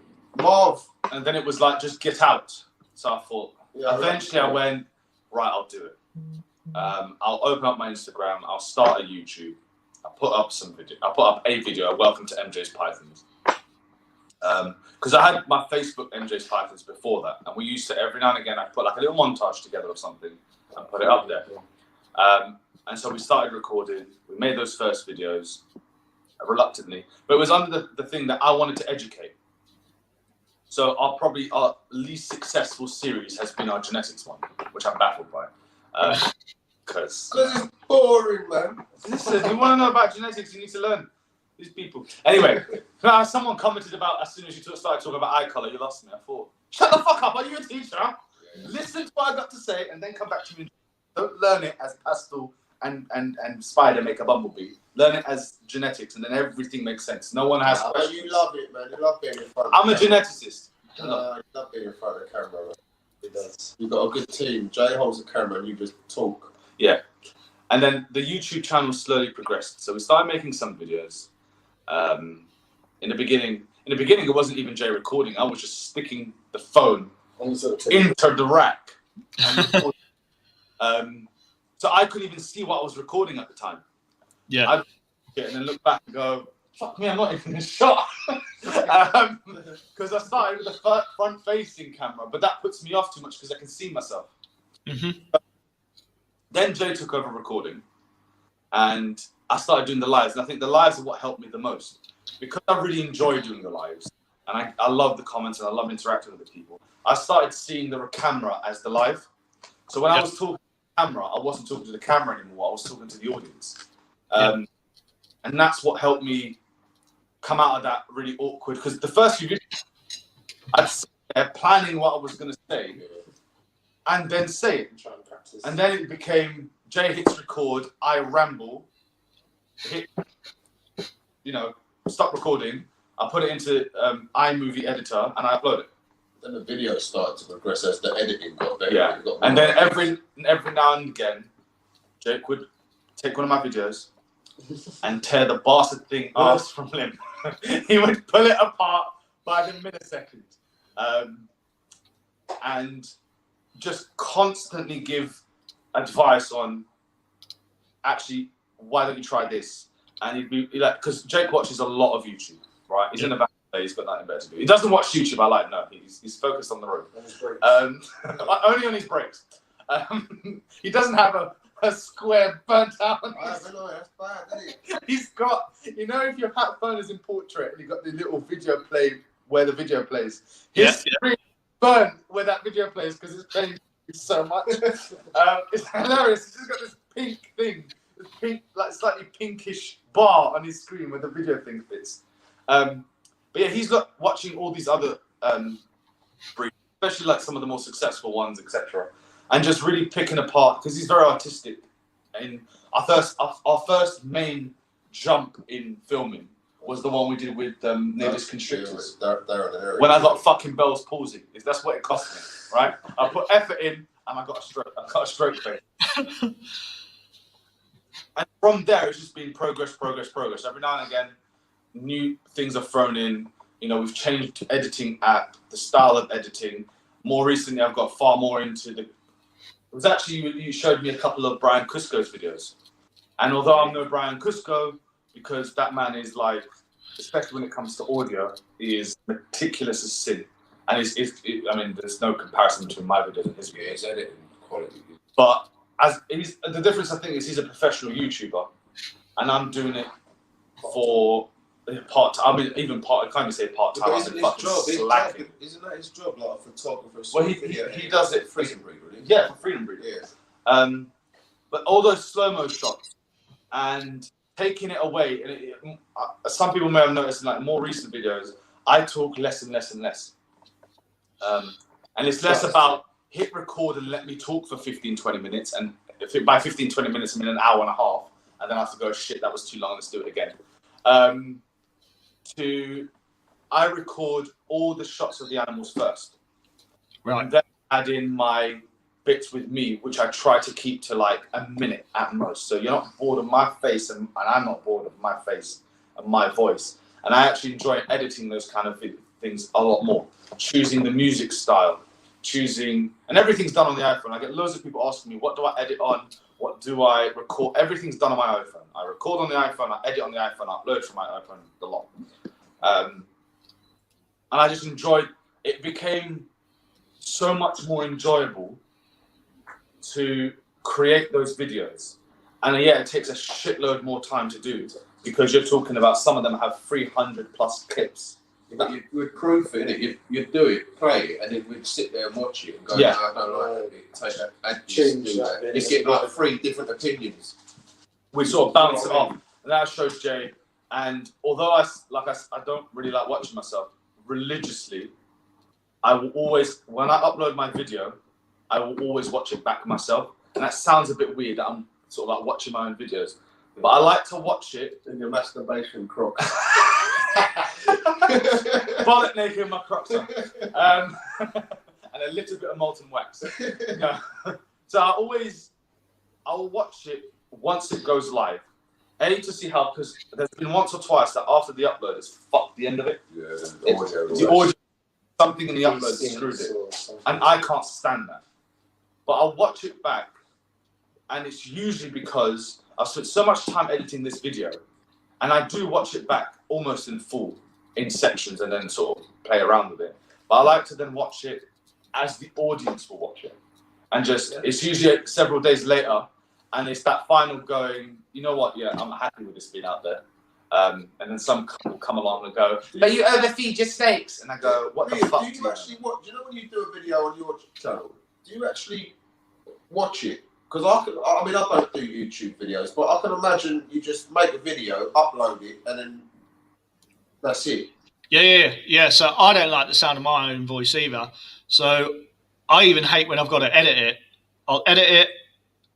I'll kind of watch it and skip through just to make sure I haven't fucked up anywhere or like the sound's too high or something like that. I'll bang it on YouTube and I'll completely erase it from my memory. I do that as well. And then now I sit there, and I think it's because there's less and less of me. So it's more and more tolerable for me to watch. Whereas when it was like 20 minutes of me, watching 20 minutes of me was painful. But then you've started putting, what was that thing you got the music from? Oh, Epidemic Sounds. Epidemic Sounds, I think it is. Yeah, that's quite good. That. Their music is really nice. And I think playing with it. My 2 favorite videos are like the ones we do now, where it's a lot of shots of the animals, and I get to spend time linking it up with the music, making it look really nice, really making it about the animals. And like the time-lapse ones, like when we build the Snap Shack, or when we build the racks, or I mean, egg cuttings. Yeah, I love an egg cutting because the egg cutting is the one video that I won't change the style of. It will just be Jake takes the camera, and it's the only time I get him on camera because then we will cut the clutch and everything. Ideally, there's an odd number of eggs, so Jake will either pick one at the start or pick one at the end and cut an egg, or we will do other eggs. And we started doing this, like, you know how Billy and Austin have that sort of like scoreboard. I made that little. Do you remember I made that little intro for me versus Jay, and then I forgot to take score. And I'm in the lead. You are not in the lead. No, it's because every bloody clutch after that was like, what the hell's going on? Oh yeah, that's the point. I couldn't keep score. Yeah. It was like last year was literally the fuck have we just hatched? The fuck is this? Is that a hypo? Hold on. What? The hell is this thing in the egg? That can't be a pound, surely. It would just become this entire season of surprise after surprise after surprise. Things proven out that shouldn't have proved out. Things with hidden genes that just cropped out of nowhere and threw us off. So we couldn't actually keep score of what the hell we were hatching. Obviously, the whole back rack got the most of it. But I like those videos because they are one of the only videos which, the only edit I do to those is I put some music in the background, very low, And then when we're talking about a cut snake, yeah, we like to cut them just to make sure they're alive. Make sure they twitch. Give them a quick. No, after we open the eggs up, I like to then do close-up shots, which I take post-video. I do close-up shots so that the audience can see what we're looking at. Because I can't stand watching videos where they go, "Oh my God, look what we..." And I'm looking at it from like 65 million light years away, going, "Is there a snake in there?" It's just a blob. I can't see what you're looking at. And I like to show, okay, this is what we're looking at. We don't know where it is, or we know where it is, but this is what it looks like in the egg. Here's an up-close shot of it. That's the only edit I do to those videos. Other than that, it's just Jake gets the camera. Oh, what was that time he did something with the camera? Oh, he made it really like wide, and everything looked shit. And I was looking at it going, your iPhones, man. I don't know. You just had to be the phone. No, they don't. I think those ones are the only ones where you actually get a proper reaction. Whereas everything else is just standing in front of the camera and you're prepared to be filmed. Whereas when you cut an egg on a hypo, boxes at that clutch, throw yourself through the window. That clutch is recording for reasons got lost, but we have recovered the video. And when that, I'm going to put that raw as it is because I've got no shots to put up. Because I think I broke the TV that day. I think that's what broke the TV. You elbowed the TV. I fell back into the TV when we realised they were fucking hypers. But yeah, that genuine, like, I just want it to be rolling while we're cutting. Whatever we hit, we hit. I can't remember who it was who commented on our Superfire video. Someone, they made me laugh because they quoted what I said, which was, "There's a Superfire, so they should all be Superfires." And then I sort of mumbled, "If they're not, I'm going to lose my shit." It's already playing as one of those years where things are coming out of nowhere. This should be an easy one. I should cut a white snake. Cut a white snake. There we go. 10 white snakes. That's how we want it. Just like the camera's rolling, but you know, They're hard to film though. They're actually hard to film because if I'm holding the camera, I want to see what's in the egg. I don't want to look through the camera. Yeah. What we don't see is after the camera goes off, we then spend 20 minutes looking inside these eggs. We might as well have our eyeball in there. Yeah, so the egg cutting video I posted the other day, I was too busy showing my kids what was in it, and then I realised I completely forgot to even show the camera. It does happen. Yeah. What did I record the other day? Oh, we took the dogs to the beach. I'm watching it back. I'm recording the floor. I was like, "Oh, that's great." That's when Flash chased the ducks, and we didn't even get to see it. We just come back up, and Flash is stuck in the mud, but with no story of how he got there. So that's what I'm not looking forward to is cutting the eggs. What? Try the ideal. Oh yeah, but that's like the fun. I mean, you're colorblind, which makes life slightly more difficult in certain times. Yeah. Yeah, you have to wait for us now to cut the eggs. So we have to wait for you to get over from work. Yeah, we couldn't cut a clutch. That I'd had clutches pipping, and Jake would be notified immediately. It's like, "Hurry up and work. We need you here. I need to cut these." Or like, "Okay, whatever," and I'm like, "Jake, I can't hold on no more." No, actually, I lied to you. Jake's the worst for that. I'm actually bad at it. He's like, "Fuck it. What's 30 days?" So basically, They're ready, surely. Look, they're starting to dimple now. They're just a little bit dehydrated. There's still just lumps of mush in there. We did try very hard last year to wait for everything to pick. And didn't work. It didn't work, no, because we're both impatient son of bitches. But I think this year it will be more, I don't know, it's hard. Because we had twisted umbilicals, one in a pipped clutch, one in an unpipped clutch. And it's like, what do you do? My thing is, if I pick up the egg, I think if I pick up the egg and I can feel the snake's body and it reacts to me and it's dimpled enough and it's past day 54, 55, then I'll cut.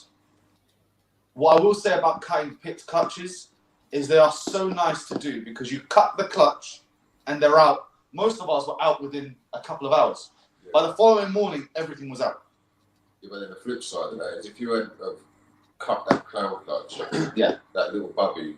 Yeah, if I hadn't cut the clown clutch when I did, that little pastel clown that made it wouldn't have made it. Because the flip side is when you cut them early, sometimes you spend ages waiting. Sometimes the little bastards get scared, poor things, and they run out and they're like, no, you've got like a golf ball sized yoke still attached to you. Get the fuck back in there. I'm going to stitch you. But other times is they'll spend longer than they should. What's his face?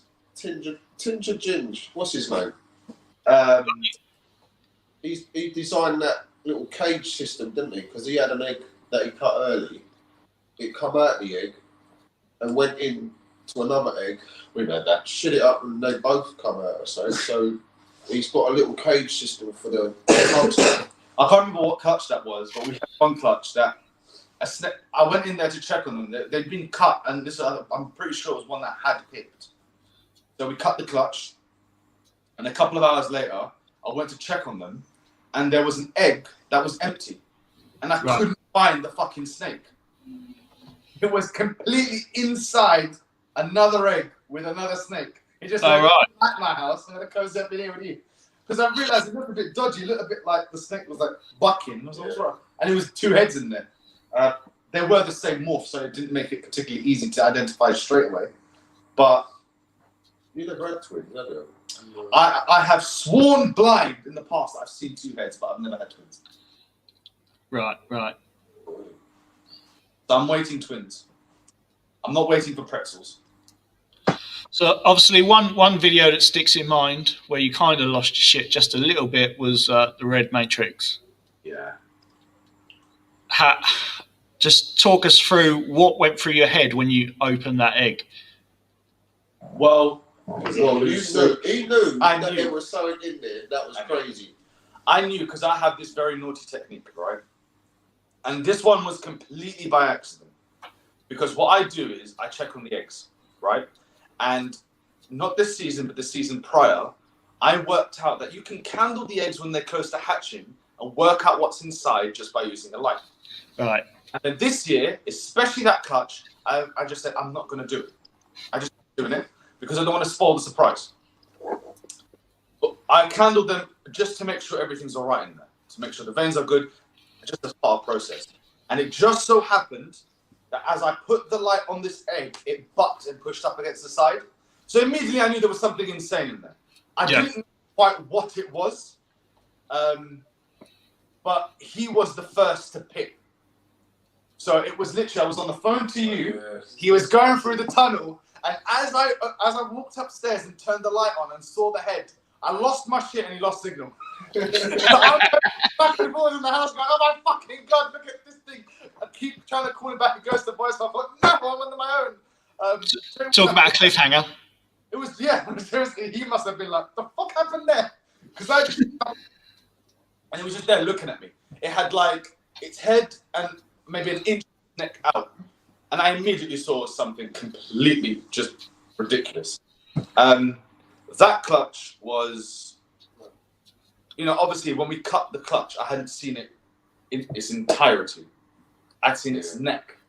But even now, I open that drawer and I can't believe that thing's in my drawer. It was a good clutch because you had a variety of everything. Yeah, we kept the whole clutch. I actually gave, because in that video as well, I made a whole edit on, because Jake said, oh my God, it looks like the face of Jesus. And that snake, in that moment when I was editing, I went, I'm going to give that one to Jake. So we called him Kong because he's got a Kong cut skull. Yeah. Although it looked like Jesus in the beginning, it turns out to be Kong. Toast. Jesus toast, yeah. And everything in that clutch, from what we can tell, is het red as a minimum. So what other genes are in the Red Matrix, do you believe? The Red Matrix, as far as we know, is the all gene animal. And this is from talking to, I forgot his name already. Not Dave. Oh God. The guy who produced the het red guy with the mohawk. Come on, man. The one that you got a poster of.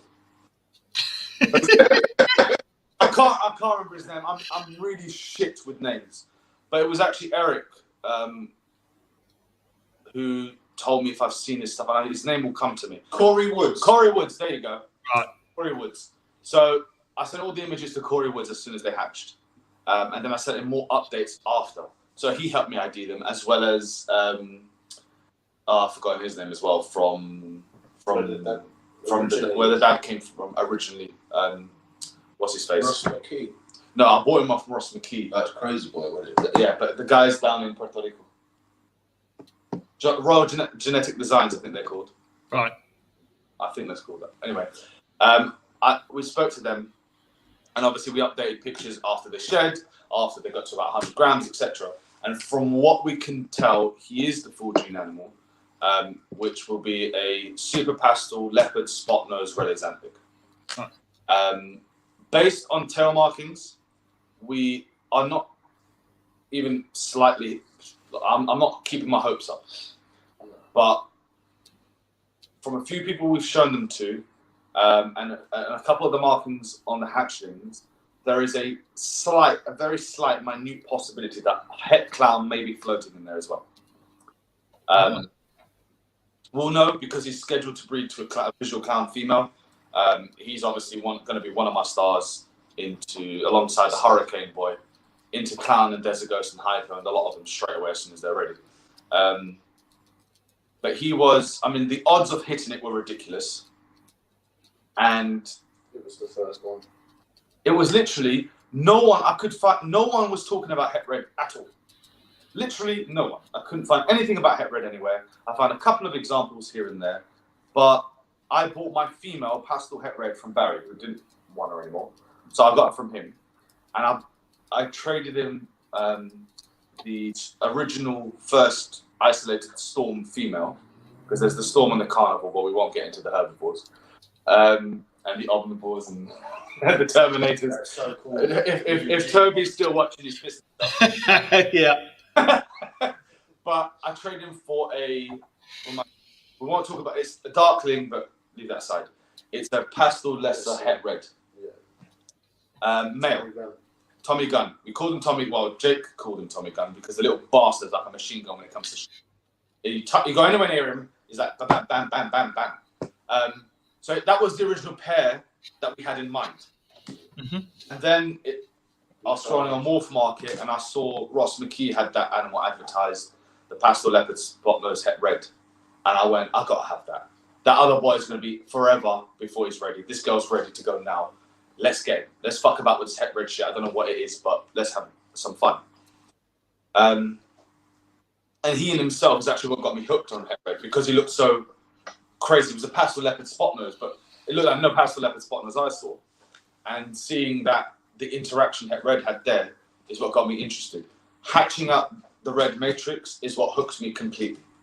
And obviously losing his dad, like literally, I can't remember if he died before or after. After, I think. It was after because he was in the intro of the video. It was after.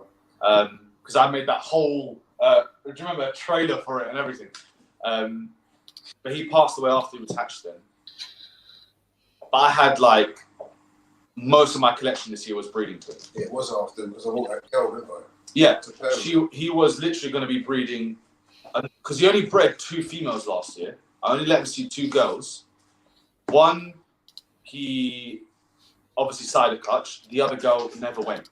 No, the other girl slugged out. The pastel girl. Yeah. So I did want to use him, but because I didn't really know what to do with it just then, I didn't really put him across multiple females. After I hatched the red matrix, however, obviously now I wanted to breed him to everything, but God rest his soul, decided he was done. He gave me what he wanted to give me and he buggered off. Yeah, yeah. So Toby is still here. Yeah. A few laugh emojis. Oh look, Frank Turner, Jake, gotta say that's a fierce beard, man. You look like you. Can't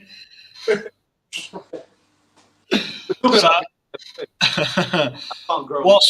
What's the red matrix weighing in at now? Actually, everything's been slowed down. And I spoke about this on one of my lives. I spoke about this. I think so. So they were being fed on small weaners pretty early on, and then quickly escalated to large weaners. So it's about 400 grams. But in recent times, I've actually scaled back not only food size but prey frequency, and there's two main reasons for that. The first reason is obviously we had the complete and utter destruction of the rats, the snack shack by that one. So the whole load of colonies completely destroyed our production. Thankfully, it's back up again. So we had limited food stocks. Not to say that, obviously, you could say, well, you should just order frozen. Obviously, I can order frozen. But we also started talking about space. That was the main thing. And we have almost 300 ball pythons when you calculate all the hatchlings. And then you start looking at space, and you start looking at actually this year just gone now, hatchlings were growing at a rate where the females will be up to size in a year and a half. If they continue growing the rate they're growing, they'll be breeding weight, and I put that in bunny ears, quotation marks, breeding weight by a year and a half. And what I didn't want to do is get all these animals up to size and then find shit space. But more than that, because we can buy adult racks, and we plan to. I mean, we ideally would like to do it when we have the ultimate space, but the racks I have right now, for reasons known to many, I would prefer to put in a bonfire, but we won't talk about that. We will talk about the fact that I'm probably going to end up with freedom breeders. My plan is to eventually buy, because I want a freedom breeder tubs, I want to use FB40s, and instead of, comparing this person to that person, I just think it's sensible to go, or screw it, I'll pay the little bit extra, get them from the source that also make the tubs. They're amazing racks. Get the freedom breeders. They'll last me the rest of my duration in this hobby. Whether that be 40, 50 years, Lord knows that. I don't know if I'm going to be an old man taking care of snakes, but I probably will if I survive that long. You're 90 years old, bro. Yeah. But well, we'll just have to we'll have to take something of Jake's if he gets cremated or that in the funeral home, just pour in his teeth and just embed it into something that would cut his legs off. So it's always with us. That just put an image in my head. Jake's sitting there going, "You fucking what? You fucking what?" What was I saying? I've lost it. Oh, that's Free breeder. Okay, the tubs we have right now for the hatchlings. We are running V15s, V18s, and 9 liters. We also have brown plus, but we no use them right now. They're going to outgrow the tubs they're in. And realistically, I don't have where to put them. So instead of me feeding them in a way that's going to encourage them to grow really rapid, encourage them obviously to grow, I'm not starving the animals, but encourage them to grow at a more steady pace gives me enough time to get my FB10s and my FB5s in. Because the FB10s is where we're going to be keeping all of our holdbacks. And we're going to build a rack, I think I mentioned in the video, above all, where the exhibit room is at the top. That's going to be all FB10s. And then we're going to have the sort of countered area with all the FB5s. So literally to give me enough time to get to that without the animals outgrowing their tubs early. Because it's not that I couldn't house them. It just becomes a hassle. It's a lot of moving snakes around. It's a lot of getting tubs and dividers and all that kind of shit.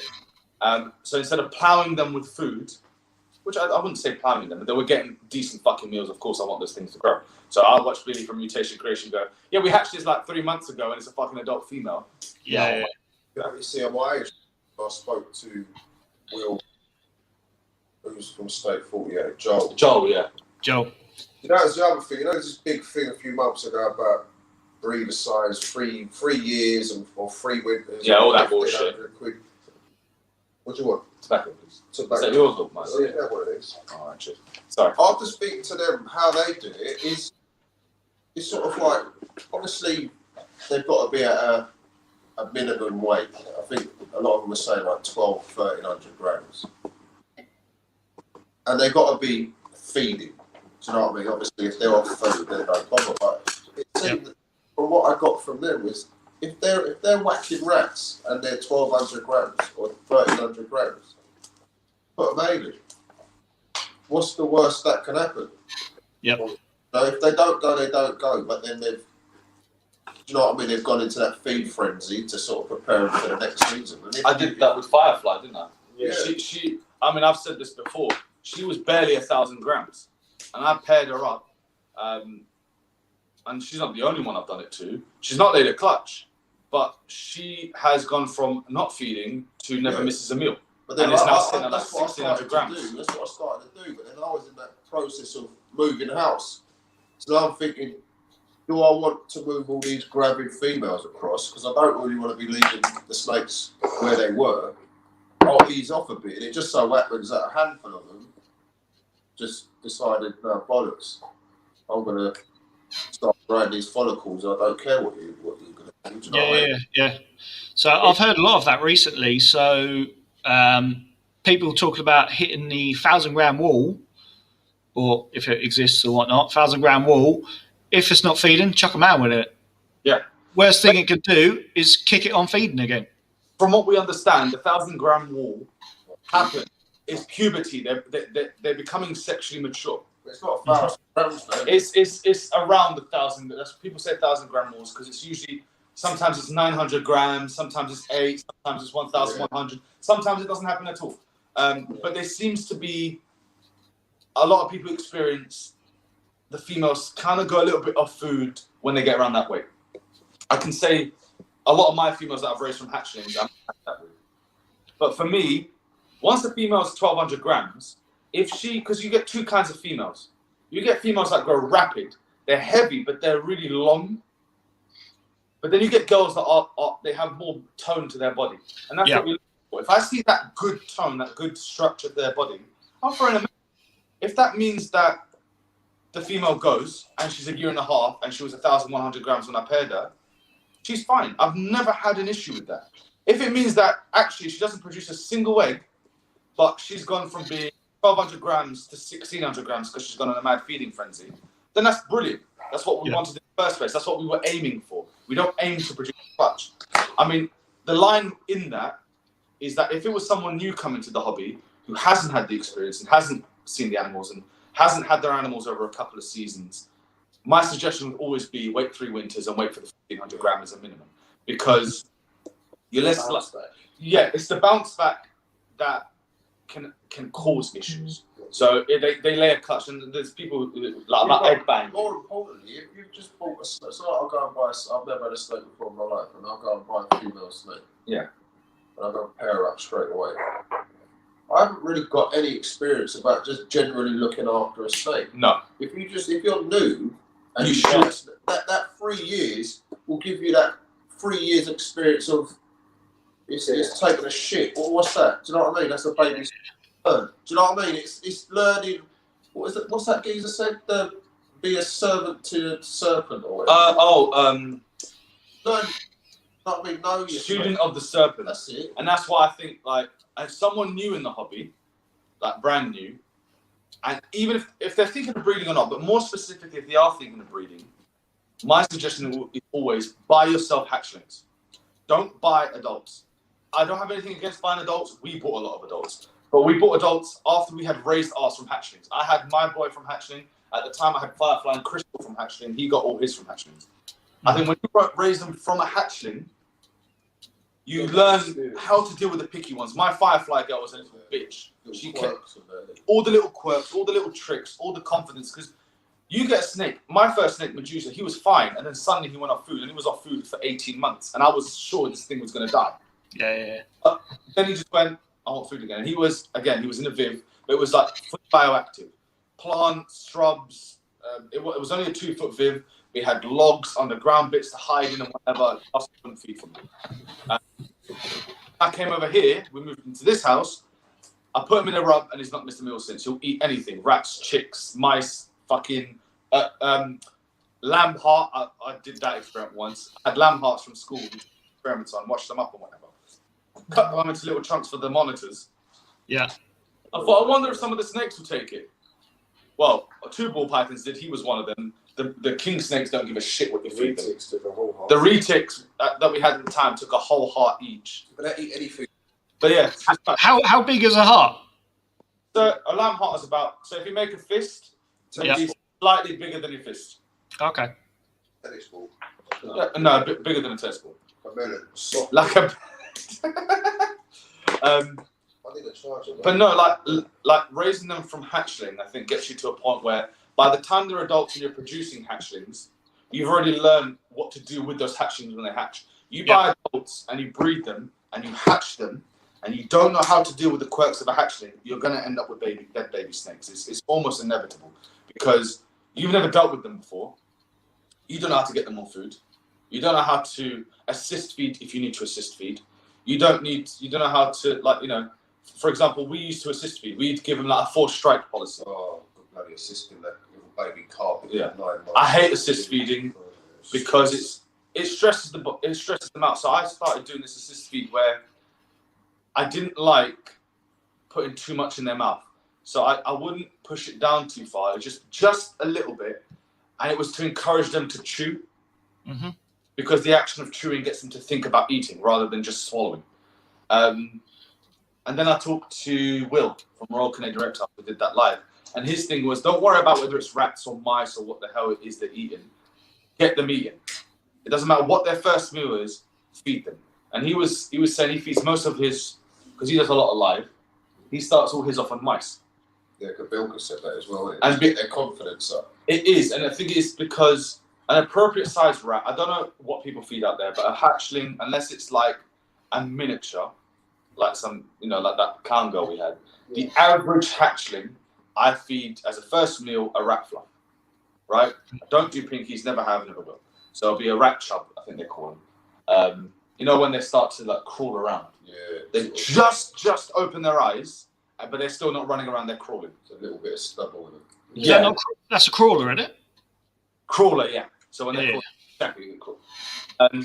That's what I reckon is an appropriate size. In mouse form, that's a small mouse, medium mouse. The difference is that small or medium mouse is going to be running around that tub like ape shit. Whereas the crawler, in my experience, if the snake doesn't eat it straight away, literally will cuddle with the snake and just chill because that's their instinct. They want to curl up and cozy up to something. Yeah. That stimulation of something running around gets their hunting response. I will always start with a chub because I prefer them to have their first meal as a chub. But if they don't take it, then it's not, oh, we'll try again next week and the week after, oh, it's not eating, let's give it something. It's, all right, it's not taking it, all right, get me we don't have mice now, but get me a multi. Get me a little multi. Throw that in. If it doesn't take that, try again. If it doesn't take that, let's get an assist fed. I will say this year just gone, I had one, which was that tiny little clown that I had to help by feeding. Everything else, she was 13 grams. Wasn't she? Yeah. To put in perspective, a mouse pinky was big. Yeah. A mouse pinky left a lump in her.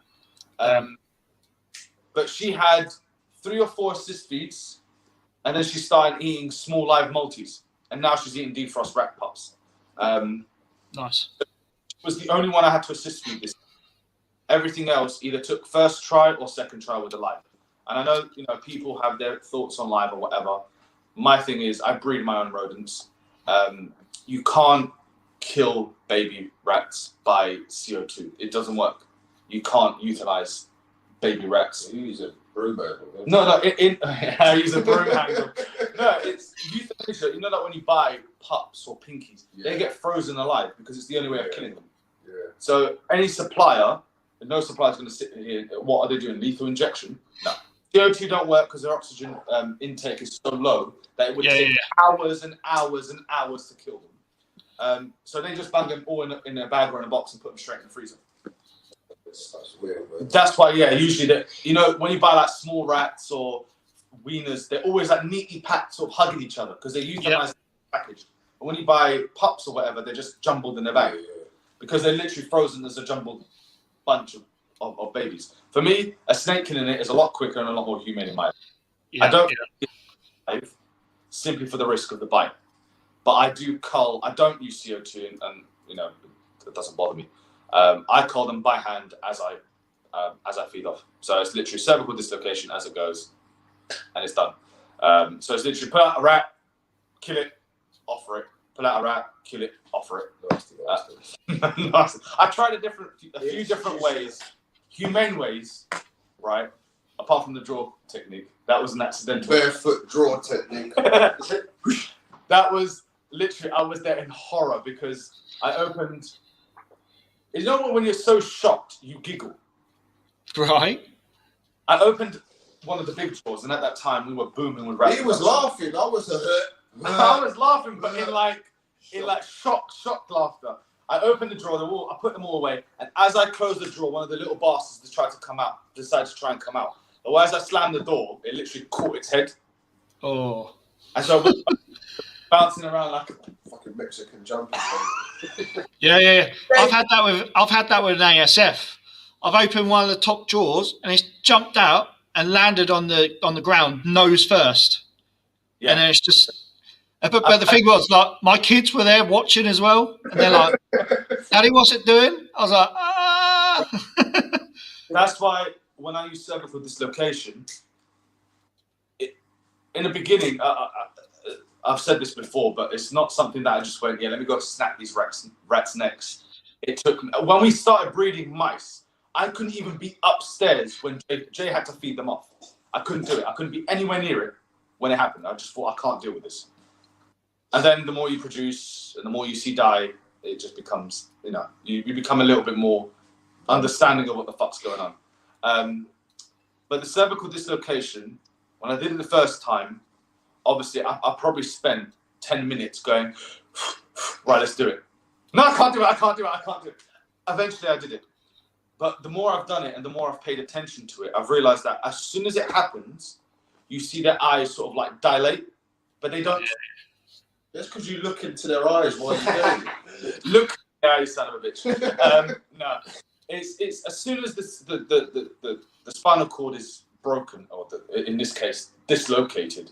Yeah, that's it. They don't feel nothing. They're dead. That's the thing. You just got to do it. You've got to be confident. Yeah, that's the thing. You have to be like firm and confident. You don't do it right, you're just going to hurt them, and that's the last thing I want. And that was the thing in the beginning of how much force do I use? Because I don't want to pull this thing in two. I don't want to split it in half. But I also don't want to do it to the point where I just crack it and it's injured but alive. And I may have done it a bit too hard a couple of times, and I may or may not have de-sleeved their tails. Just like, yeah. But they didn't feel it because they were dead. Well, I want to point out how the fuck did we get on this? I was talking about YouTube, and all of a sudden we're talking about killing. Well, we went from that Liam, I told you this. Well, we talked about that. Then we talked about the Red Matrix. Then we talked about yeah. Onto how I feed. Feeding sizes. That's right. Yeah. No wonder you can just like sit down and do a 45-minute rant. That was a short rant for you, wasn't it? That wasn't even a short one. That's one breath. That was like, that was one breath. Busta Rhymes can talk fast, but I can talk long. That must have been your only raw and uncut video. What's that? The rant. The rant. The rant was, I was going to do it anyway. It was going to happen. Then that situation happened, and I thought, fuck you, you're getting put in there. And I literally came down here. I set up the camera on it was a chair, wasn't it?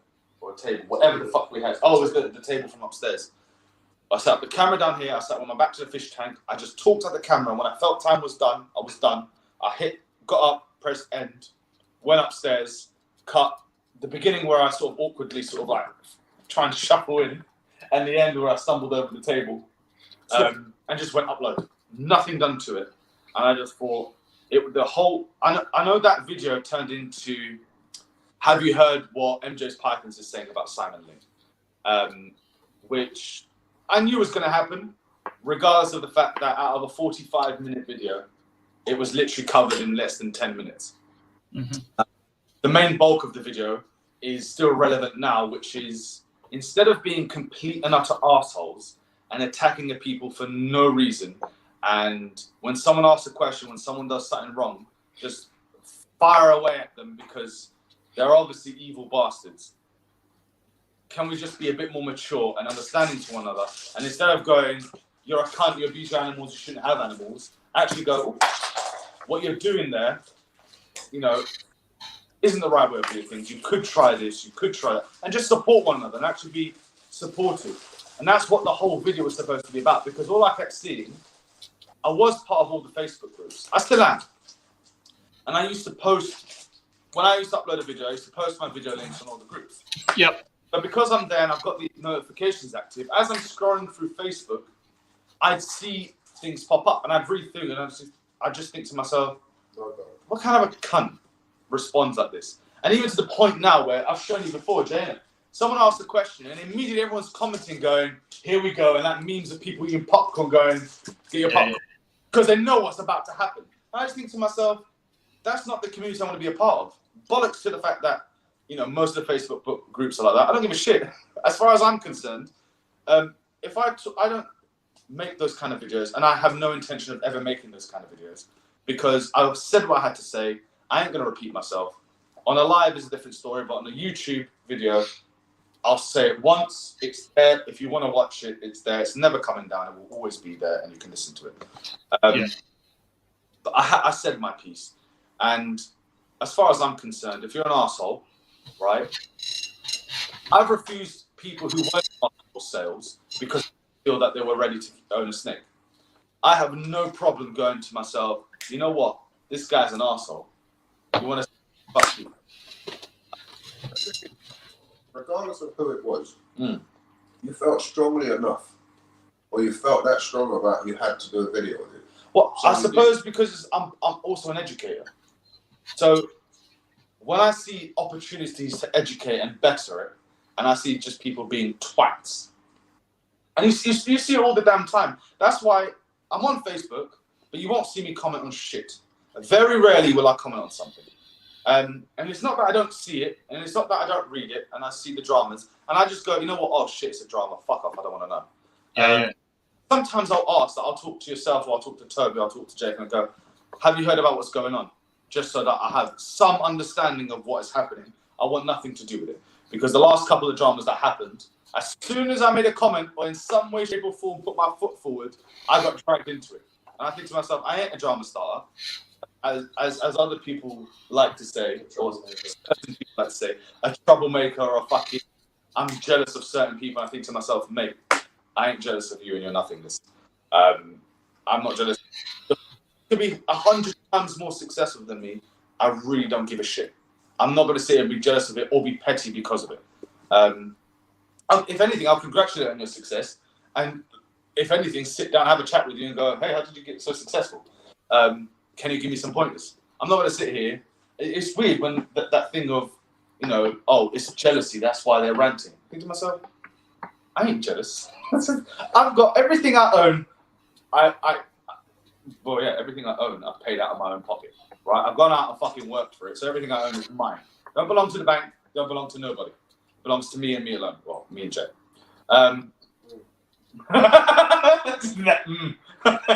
You got a grunt. So yeah, I mean, I guess it was kind of before lockdown. I was on Facebook. I didn't really have Instagram at all. I had a Twister Royals account on Instagram, but I really didn't do anything on it. I used to be on Facebook a lot. Like you say, you see in all the groups, there's always at least something going on in at least one of the groups. And then when I found Instagram, I dropped Facebook like a bad smell. That was me done. Like Facebook doesn't really exist for me anymore. It's all about Instagram now, and that was roughly about the same time you started doing your lives. I kind of got like to know who was who in the community. It's just such a better platform. I know there's been a few rifts recently on Instagram. The rifts will occur always. Whenever there's a clash of opinions, there are people not civilized or educated enough to be able to sit down and have a conversation and instead put emotion into play. Okay, there are lines, right? There is, like, I said this the other day. If someone else's snake and they want to make a fucking belt out of it, that's between them, the snake, and the Lord. That's got nothing to do, right? If you're complaining, I'm not saying condone it. I'm saying approach the person and go, actually, what you're doing is wrong, right? But what I'm not saying is immediately attack for whatever reason. Immediately just go out your way to just attack someone because they've done something wrong. If you've tried to communicate with said person and said person's been a complete and utter arsehole, then, you know, fire away. But even then, don't fire away then. I mean, this community thing, it's mental, yeah? It's like a minefield.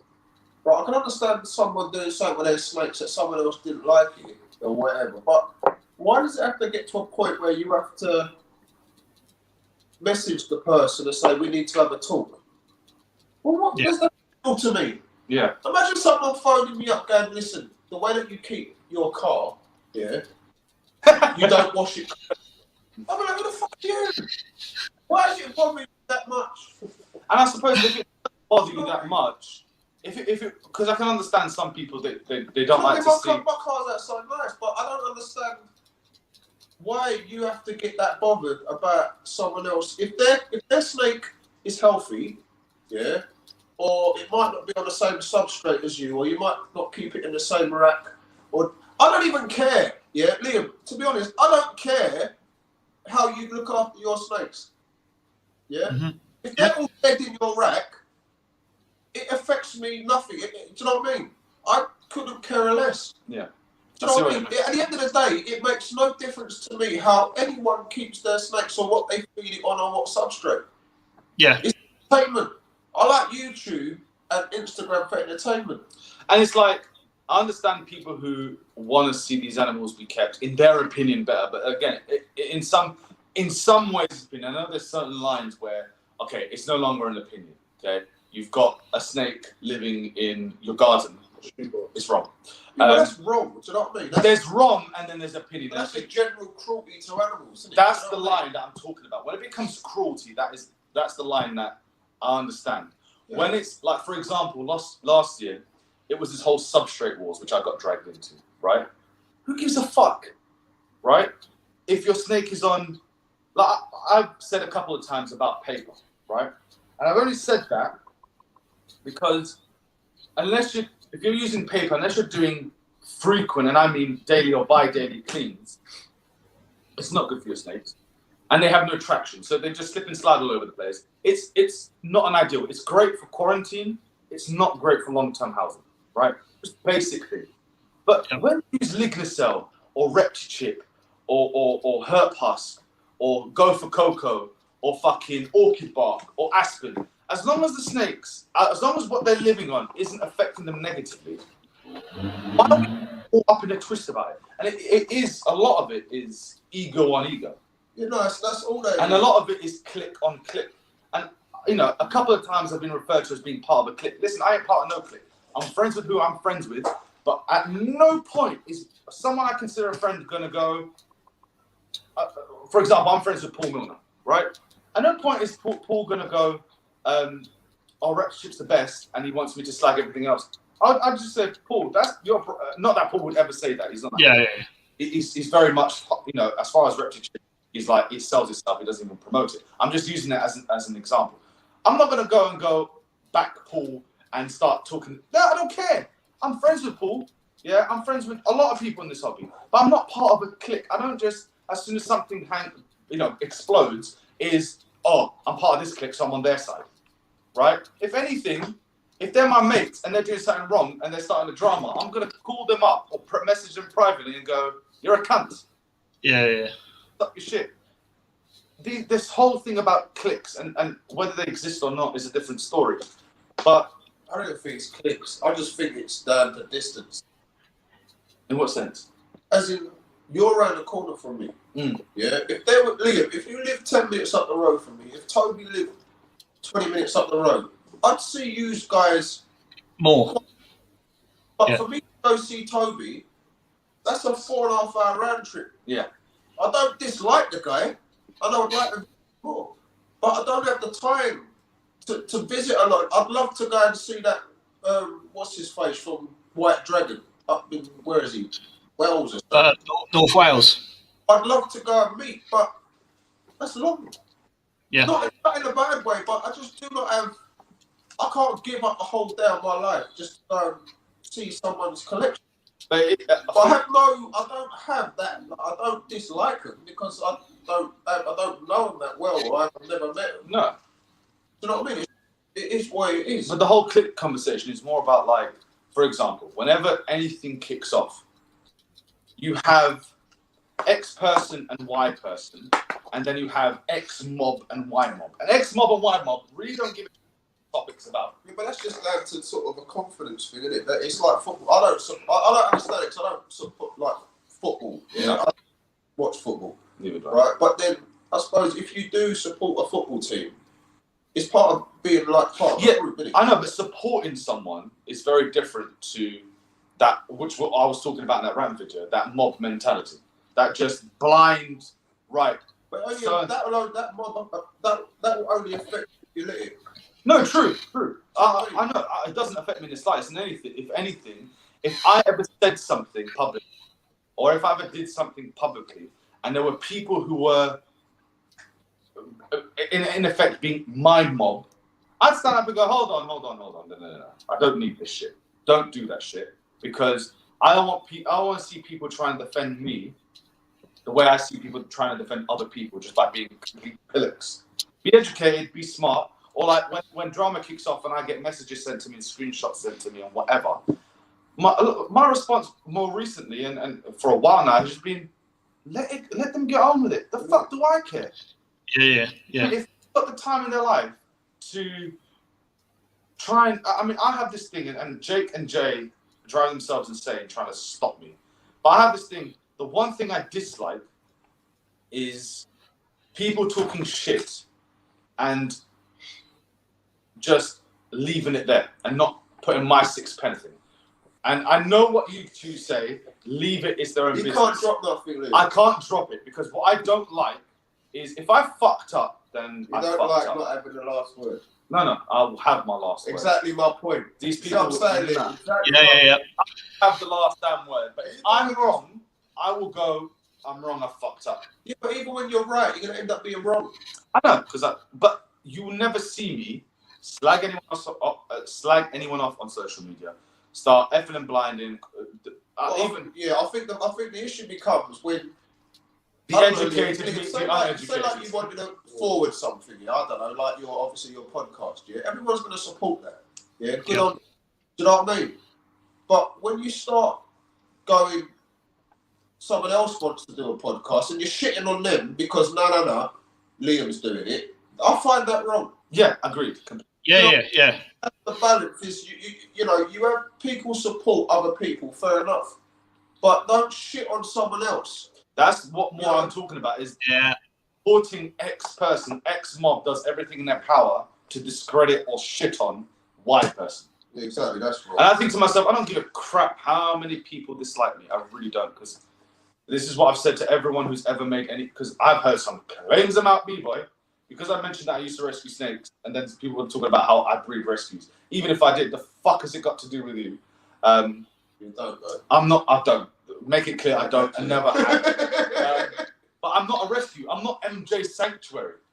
No. I don't go around, and I know when I first got into the scene, I can't even remember what they're called, but they were posing as a sanctuary, and I say posing, they were officially or advertised as a sanctuary, looking after animals, but then they were like selling them on, and people were annoyed because it's supposed to be whatever. I'm not that. I've never bred a rescue, but either way, when I hear shit like that, I think to myself, the fuck are you talking about? If you could tell me where you got your information from, that would be absolutely amazing. Yeah, well, that's where we should just shut up. Yeah. I'm laid back as fuck, so like I'll see something going off, I'll be like, do what you want, don't affect me. That's what these two are like, and then I will do that for a time, and then it carries on. I read something. Festers in you, man. It does. It build it up, man. Eats at me, and I think to myself, you slanderous twats that have nothing better to do than sit there and talk shit. But that's why them two work well together, man. Yeah, you've got like the yin and yang. Salt and pepper.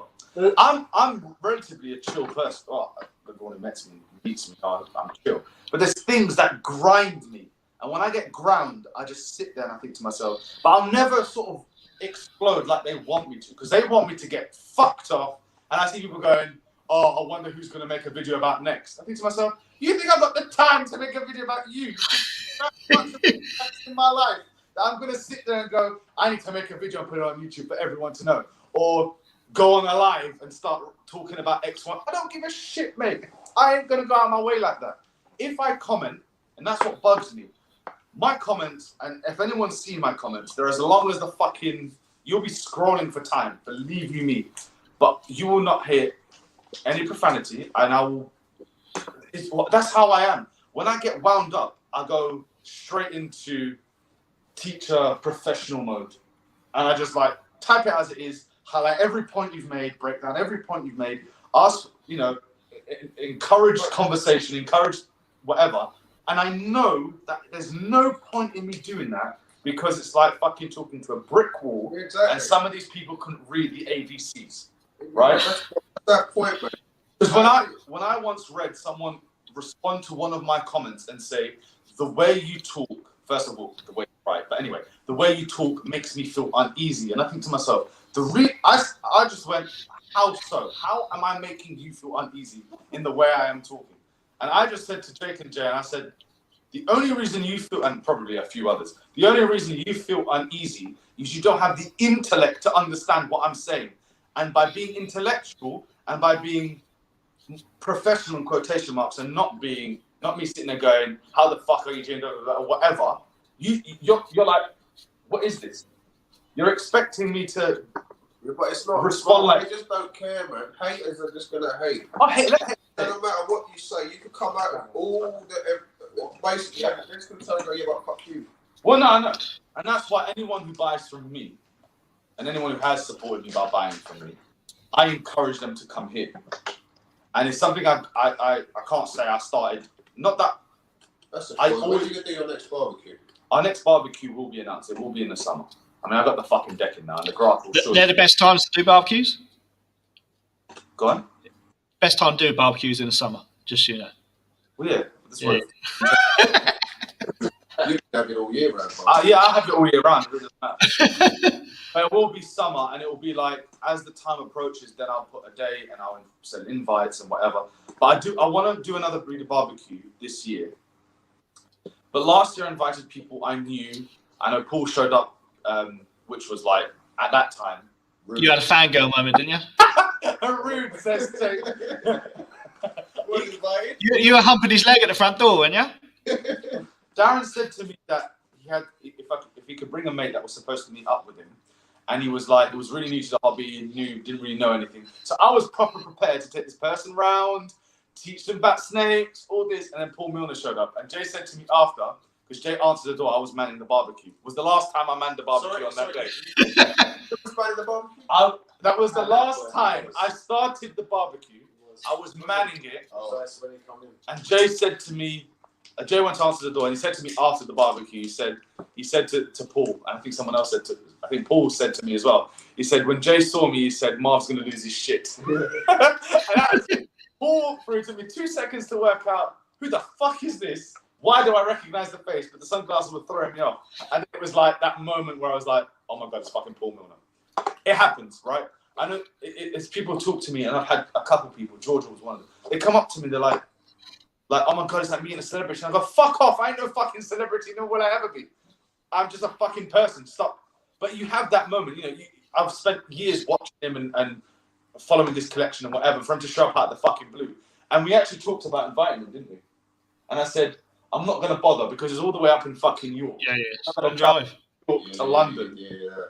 So I never sent the invite, not because I didn't want him to come. I just thought all these people that are like far away, there's no point.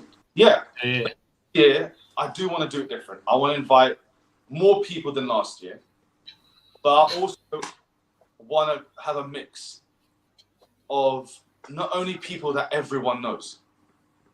And obviously I want anyone who came last year is obviously I will re-invite this year, and a few other people that are well known. But I do want to also add a mixture of people who perhaps aren't as well known, that I've either sold something to or bought something from, that are new in the hobby or getting up in the hobby and want to breed, just so we can all mingle as a community rather than, what do we call it?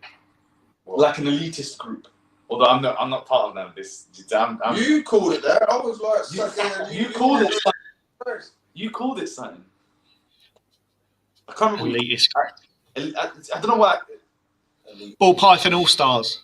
The Python. Listen, a good name for a barbecue. The Python All Stars. Yeah, the All Star Barbecue. Because Jake always has these fights with me about how. Because I still see myself as the little bedroom breeder. I genuinely. I don't see myself as MJ's. He says that, and he's got a fucking hat with bloody MJ's Pythons on it. That's because we made this logo, and Jay, you remember, we didn't even have a Facebook page, and we drew this logo by hand. And when I made it, I was so proud of it that I plastered it everywhere. And then we did the merch in it, and I went, fuck it, I'll go with it. But no, it's that'd be a nice barbecue. Liam has to come down. What? Yeah. So I tried to come down once before. Do you remember this? Yeah. I spoke to you. Said I'm in the area, and you're like, "Oh yeah, come round." I messaged you that day. I didn't get a response all day, and it's fair enough. It was fair enough. Like it was the day your dog had to go to the vet because she had something with her eye. Oh, it was when Belle had the ulcer in her eye. Yeah. So I'm not bitter or nothing about it. You know, you had your reasons, but no. To be fair, I didn't even remember. No, yeah, it must have been when Belle's had the ulcer in her eye. And we took her up to Maidstone. She's had a wonky ever since, hasn't she? Yeah. So I think what did I do? I met someone to give a snake to, like on the outskirts of London, and I think I just went to that pet shop in Rainham. Oh yeah. I just did that. Probably waited around a little while just to see if you'd reply, and I just went home. I just thought there must be a good excuse, and then fair enough. There was. I don't blame you. I honestly, Jay knows this. Jay will like be at work, and I'll go, so and so's coming over later. Not in COVID times. We haven't had that in COVID times, no. But no, it was actually Darren who said it outright. I've always been open to people coming here. I've never had an issue with anyone coming here. But it was when Darren said to me about doors being open, and I sort of like, I say the same thing. My doors are open to anyone. Especially anyone who thinks I'm doing something dodgy. Because, listen, man, I'll chill down here and have a fag. You just show up unannounced and go check out. Do you know what I mean? I'm really you go help yourself. You open whatever drawers, go into whatever shed. I'm really not giving a shit. I'll sit here playing Mortal Kombat whilst you go through it. And oh, God forbid you might find a turd in my fucking boxes. Yeah, let's not get into that. Let's. No. I'm talking about because I just remembered something that someone told me about YouTube videos. About like when I do YouTube, a lot of the time I never used to clean the boxes. Right. Okay. I used to clean the boxes, obviously, but not like, oh, we're gonna film now. Let's go through all the boxes and clean them. Yeah. And behind that was always, I'm trying to be real and transparent and just real. This is just how it is. You clean them, they shit. Yeah. You can see that the shit is recent because there's still a shine coming off of the fucking. Yeah, there's no fur on it. No, it isn't, and it hasn't developed into a new entity. It isn't the fucking. It hasn't started to, resemble the fucking a Yeti or Bigfoot. But someone told me that, maybe you should because it's what you're like represent. You're sort of representing it, and to the people who aren't in the ball python industry are looking at it as, look, there's a snake in a box with shit. Yeah.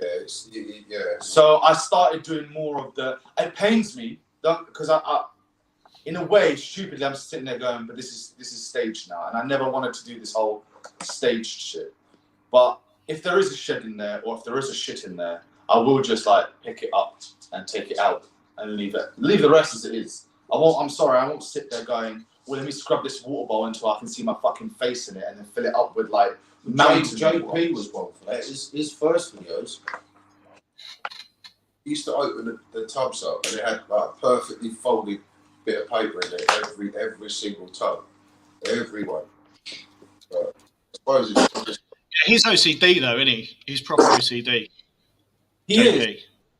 I'm OCD with certain things, but what I'm not OCD is like trying to paint a perfect picture, which is why I did videos on, you know, shit going bad, because it's not a case of, oh, let me do a really clicky thumbnail about something, and then, you know, my arm got bitten off by, like, this alligator bit me, and like edit myself so I've got a nugget left in my arm. There's ways about going about, like, if you watch Miguel, when he pulls snakes out of the tubs, you don't see in the tubs, he just takes the snake out. Yeah, he just showed me the snake itself rather than the tub. And all these things make sense, right? But it makes sense to me, and this is where my stubbornness comes into it. It makes sense if my audience and members, which there inevitably will be, members of my audience who aren't into the whole breeding big time thing and understand all the ins and outs of keeping these animals in ranks, right? And I understand that it paints that picture to that sector of society who could potentially be people who don't think we should be allowed to keep ball pythons. It's presenting the animals in spoiled conditions. Oh, we're not talking about, you know, they're not wearing hats of shit, but you know what I mean. But the stubborn part of me is going, nah, to those fuckers who are going to be looking for every crumble of urate in my drawer, go fuck yourself, because unless you sterilize your tub every 5 minutes, you're the exact same thing, so pretending you're not. Especially with the amount of snakes you have as well. I will say I check on all the snakes practically daily. There will definitely be days that I don't. There are days I don't even go into the room. Yeah. But 90% of the time, even if it's a quick, just pull through the drawers, I do it at least daily, right? And, you know, there might be the odd day that I don't go into the room. There might be the odd 2 days that I don't go in there. I'll go in there as well, wouldn't it? Yeah, and Jake's around all the time, and Jake will go in there. There's days where I haven't gone in, and he's gone in. I swear to God, there's no one who can honestly say they've never gone into their snake room, pulled open and seen a big shit and closed it and say, I'll get to that later. Well, that's why I have my tags. Like exactly. Yeah. You tag it and say, I'll sort that out later. And then I'll come back later and do them all. Yeah. Because inevitably, by the time I come back later, there'll be more of them. And that's why we have cleaning days. Yeah, I've found that a lot easier now I've moved to live myself. Because I had so much difficulty trying to see wee hooks. Okay. I just could not see. Wee is it. impossible. You see the urine, but you can't see the piss. Well, I couldn't even see the shit. Yeah, well, I'm rummaging like a picker mix. Yeah. My hands smell. It doesn't help that he's like colorblind as well, and he sees everything as 50 Shades of Grey. Now, it's not that bad. But no, sometimes those turds can be concealing, you know. And if there's yeah, sometimes they're obvious though, man. They lay skyscrapers, and I think to myself, how have you laid it perfectly upright? Left it somewhere in the tub. Just shout for Jay. Jay, why are you sitting in the box again?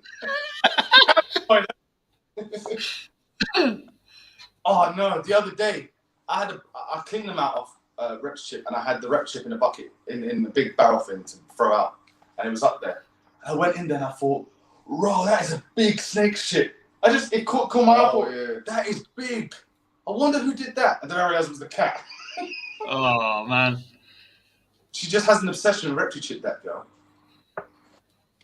How do you? I've never owned like a big snake like you've got the Burma and whatnot. When that shits, do you have to take it out of the enclosure? I crawl in with her. Okay, is that safe? If she's not hungry, and if she is hungry, we hook trained her or tap trained her. So I tap her on the head a couple of times and it kicks her out of feeding mode. And she has never struck at me in the cage. She's bitten me once. The Burma got me video, which predates even YouTube. But that was a fuck up from me. And it was a choice between either this buyer's going to get bit or I am. Because I took Burma out to show him, but there was a dead rat in the room. Right. She got the whiff.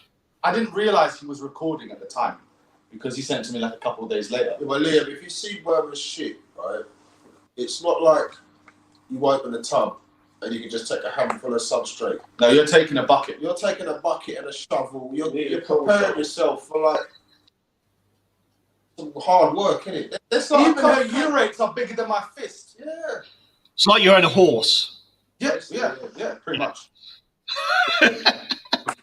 Like I like bioactive bibs, right? Let the springtails and the isopods, mate, they can't work fast enough to break that.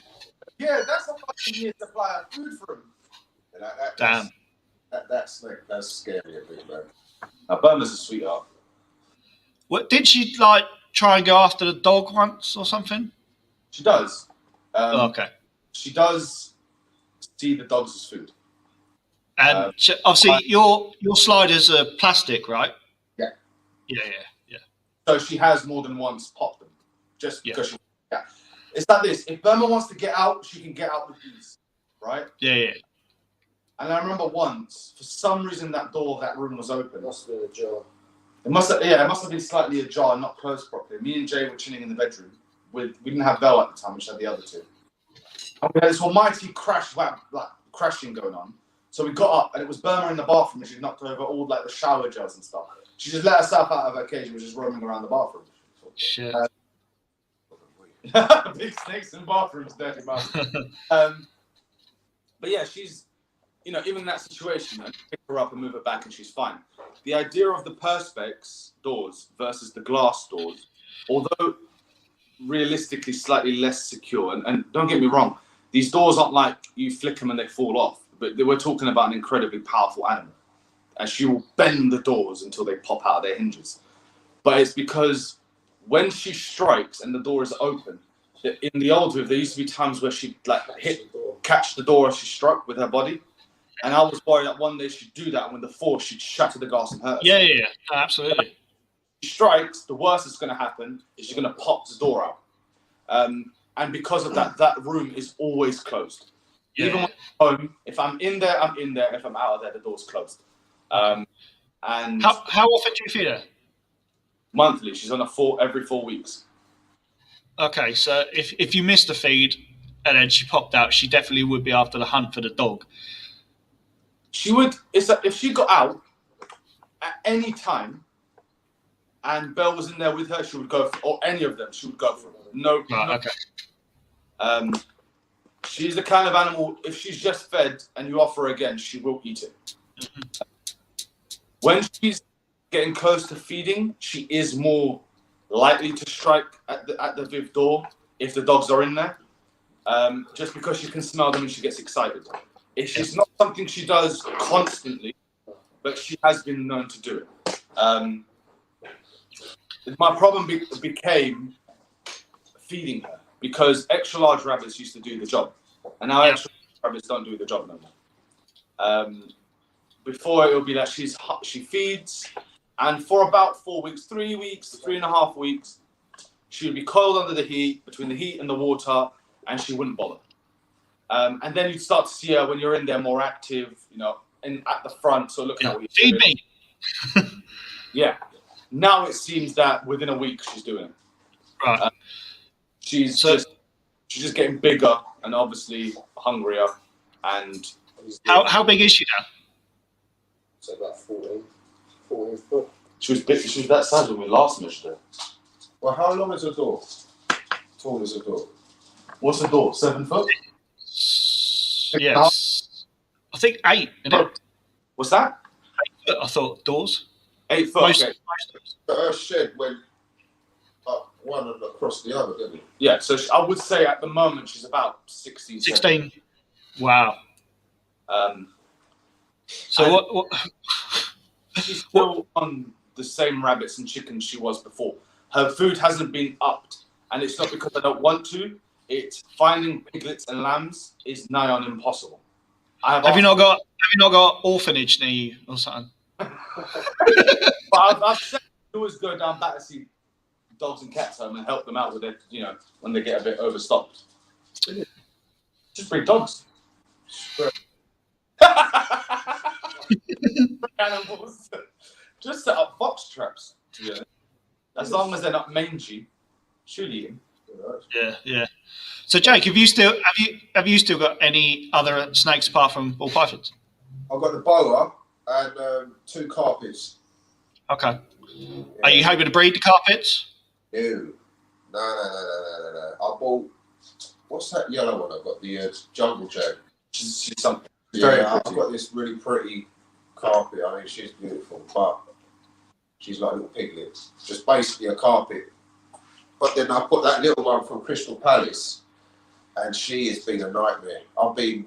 Well, she's on live mice now, isn't she? She's tiny, but I had to assist feed her for like 9 months before she decided to. Never heard of a carpet python doing it. It stunned me. I was like, what? It was terrible. I took her back to Crystal Palace. They said she was feeding. Got her back. She didn't feed. And I've had enough experience with assist feed. I mean, it's not easy assist feeding the carpet. Well, No. a ball python is one thing. Like an average hatchling, because they've got a bit of thickness to it. Yeah. But it's like saying, oh, let me try and assist feed this corn snake hatchling. It's not happening. Well, we had to do it with the green tree. I had to do it with our female green tree. No, They're so delicate and so thin. You can't put too much pressure because you want to hurt them. You also don't want to overly stress them and associate feeding with negative responses. It is a nightmare. Well, the thing is, you assist feed a ball python, they just try and get away from you sticking a mouse or a rat in their mouth. You do that with a hatchling carpet, they're trying to eat your fingers and you're trying to feed them. They're quite little vicious little bloody things, aren't they? They're all little bastards. But yeah, no, the carpets are just mainly a display. Okay. Play animals. You know, I want this a bit. The boas are a bit like ball pythons. They're quite docile. Yeah. They don't really do a lot, but then you don't have that trouble feeding. They're not picky. And to me, that was still a bit. I want something a bit more lively. So I've got the carpets. They're lively. They eat like anything, but they're not. To me, it's not a handling snake. I mean, you can handle them once she's got out of that defensive mode in her viv. She's just gonna go, but I don't trust her. I don't 100% trust the carpets. Well, it's like green trees. We seldom, if ever, handle our green trees. Yeah, I think we probably handled them, 3 or 4 times in the 2 odd years or whatever it is that we've had them. The carpets are obviously delicate species that are exhibit. It's like I don't handle my Amazon basin tree boas. Don't handle them either. Yeah. I just wouldn't. I don't know. See, I like the idea. If I'm breeding ball pythons, I've got mentors here. I can get advice. I don't really know anyone that breeds carpet pythons, so I don't feel confident. Well, yeah. I don't. Well, yeah. But do you know what I mean? I like to have someone with more experience to give me tips on how to do so. Until then, I'll just put her in a nice viv. On the other hand, Liam, I'm an experimentalist and I buy my animals in trios always. Every time I buy, I intend at some point to try and breed. So that's what I want to get on to next. Is you've got plenty of species. Is there species you want to add to your collection? White-lipped. Yes. I want the olive python. Right. He wants the mangrove. Oh, I want the white lip then. I want the white. And the olive. I want a Boland's. So quite a few then. Well, if I start telling you about my list, it's going to be another hour. But snake-wise, definitely at some point a Boland's. Not a Boland's, a group. I really like, because we've got the bamboo rats, I really want the mandarin rat snakes as well. Mandarins are lovely. I really like those kind of rat snakes. There are a few other species that are like far rarer that I have seen, and it's in my head. It's a debate of I obviously find them really attractive and pretty, but then is an animal that's available and bred? If it's wild caught, I don't want to know. I'm just not interested as far as I'm concerned. If the animal's in captivity and it's being bred, fine. If it's wild caught, I really don't want it. Yeah, there's a lot of issues with wild caught. Yeah, just beyond the issues of like potential parasites and feeding and health, we're not in the stage anymore. We need to be taking species out of the wild. Unless for conservation purposes, then fair enough. But then there are people who are in charge of conservation efforts. I would love to. I mean, it probably won't ever happen, but I'd love to like just do conservation. and only work with species that are endangered. And But that wasn't the question, man. but okay, sorry. Sorry, I'm going. Thank you. Going off on a tangent just a little bit. But snakes in general, there are a few, but species that we want to add predominantly are lizards, monitors especially. Okay. We want to go far heavier into the monitor stuff. Jake being, in most cases, the voice of reason beyond me and Jay, because we are good at balancing each other out in like thinking about things. And usually I'll think about something and then realize that actually maybe it's not feasible and then leave it. Like, for example, Asian water monitors. Because Asian waters are very large lizards. And what Jake quite rightly said is, if it's big enough that it's going to need a room in your house, then it's too much. Unless Yes. that has the... Well, anyway. Well, they come up with ideas. And then Jake goes, no.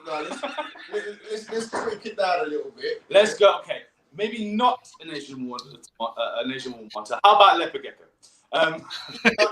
Go from that to that. Father figure. I want an elephant. No, you can't have an elephant. You can have a puppy. You know what I mean? Yeah. So that's a good point. I was looking, the other MJ in the States, Yes. he just got the Bell's something or other. Bell's lace monitor. Yeah. Yes. I was like, that looks hot. And then I sort of done some research at how big they got. I was just like, ain't happening. Laces are big. I think realistically, bearing in mind everything that we're going to add, me and Jay have agreed that essentially it's very unlikely that we'll be adding anything to the collection over the next 2 years. And the reason for it is that's sort of the time frame in which we're looking to buy a house. The more we buy now, the harder it's going to be to move. We're already going to have to move the best part of 400 animals.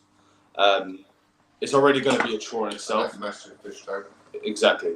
So a lot of these additions will happen after we move and Exhibit Room 2.0 is built, which is we're looking at enormous enclosures, far bigger than the animals will ever need. So all four walls, apart from the doorway, everything else will be done with a little bit in the middle that you can walk into. But things like tegus, I've been in talks with breeders in the States because we don't seem to have much here in Europe as far as tegus are concerned. There's a couple of tegu varieties that I want to get from the States.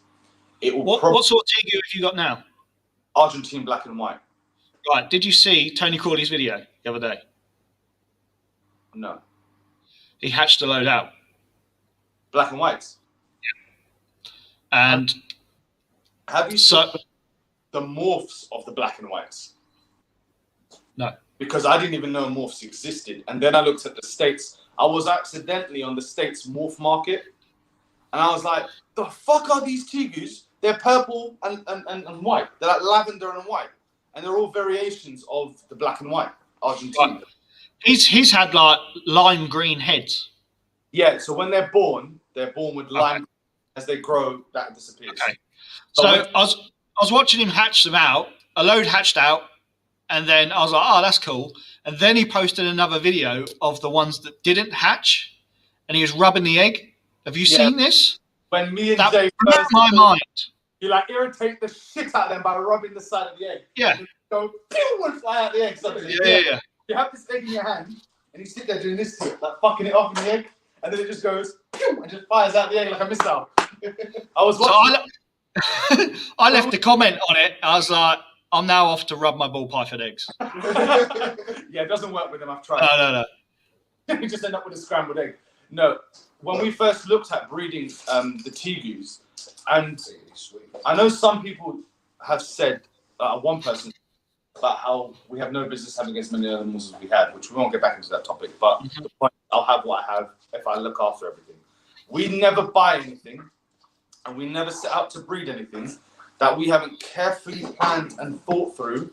And apart from those retics that were rescues to begin with, if I've bought an animal, I'm looking after it for life. Yeah. And I will not make that decision to bring that animal into my home unless I'm prepared to do that. That's in my head, that is the deal. The deal is if I bring this animal in, there is not a day that comes where I go, I'm kind of bored of it now. Should we sell it?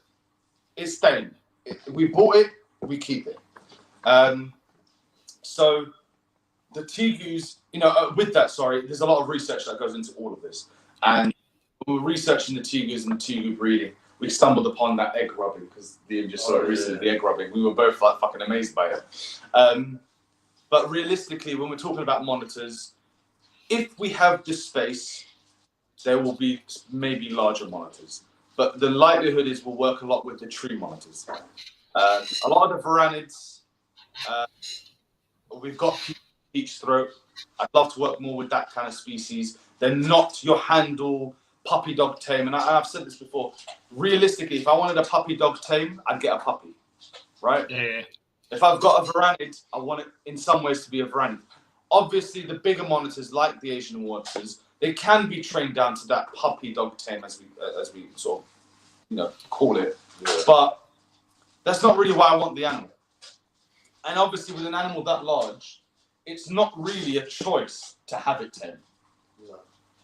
Peach is a small little monitor, and she can do a formidable amount of damage should she choose. You're talking about something that's your weight or heavier. Yeah, that thing's going to tear you limb from limb if it's not, habituated correctly.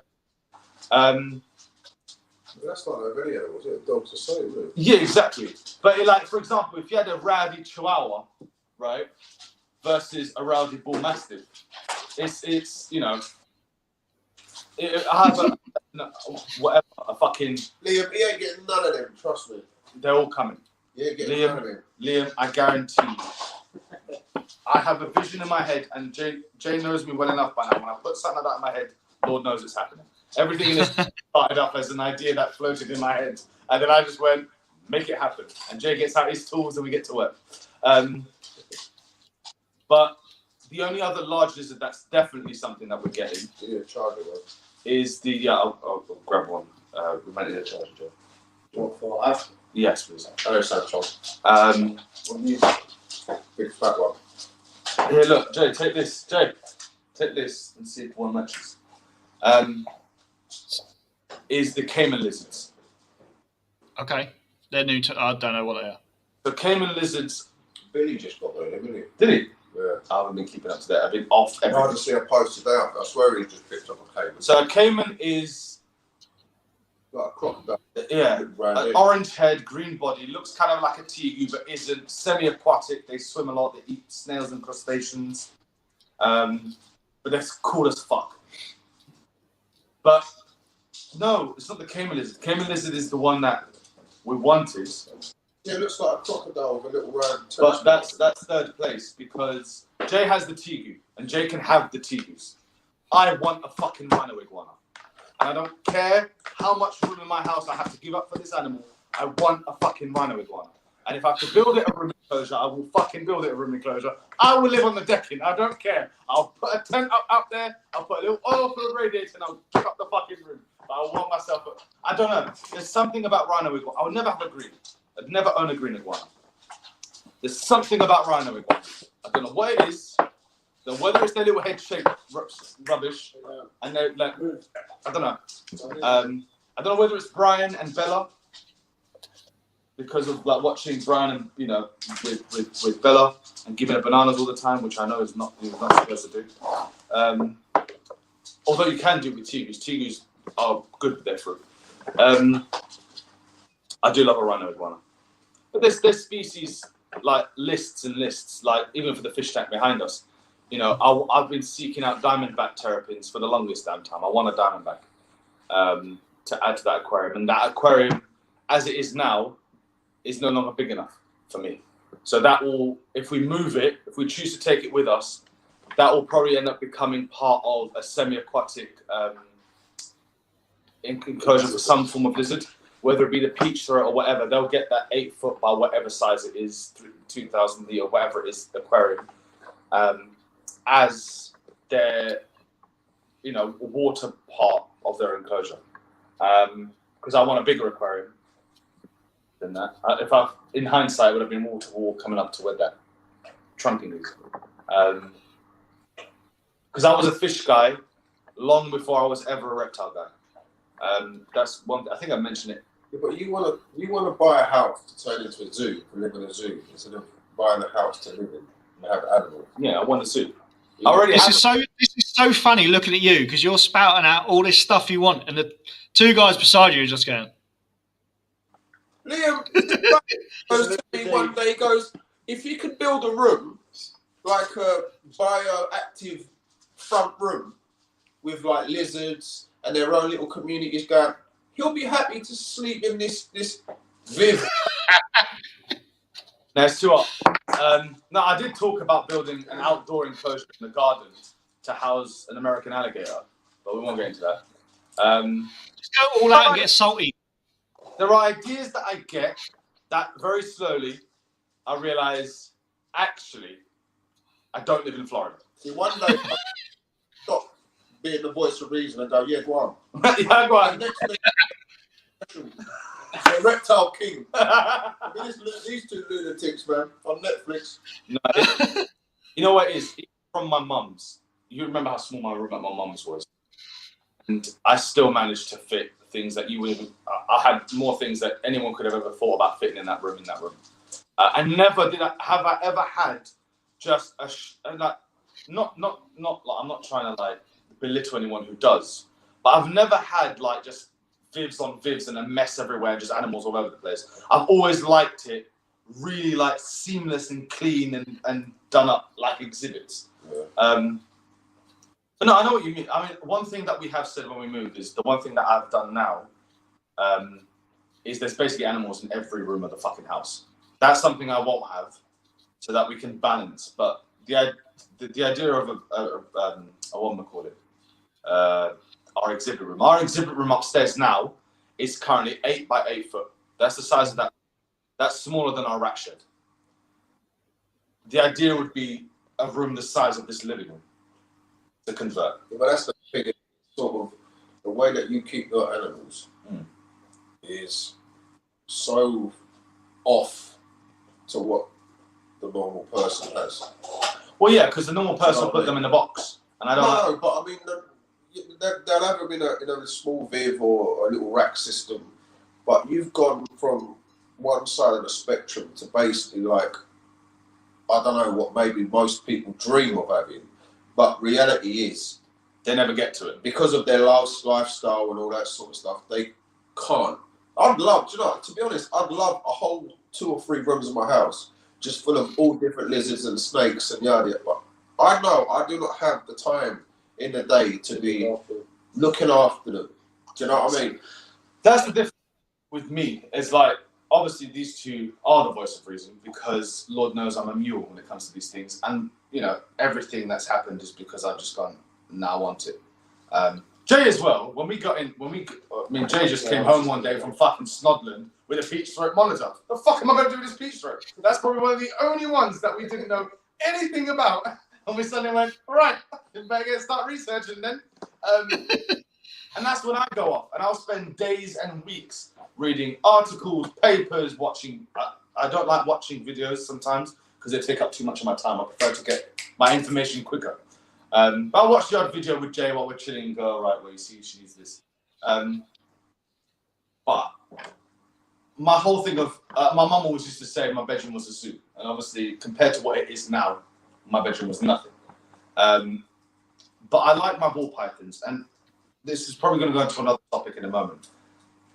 Ball pythons, and there's a lot of people talk about ball pythons, says, yeah, I love my ball pythons. And don't get me wrong, I love my ball pythons as well. But at the end of the day, I breed them in the scale that I breed them as a business, or in the aims of turning it into a business.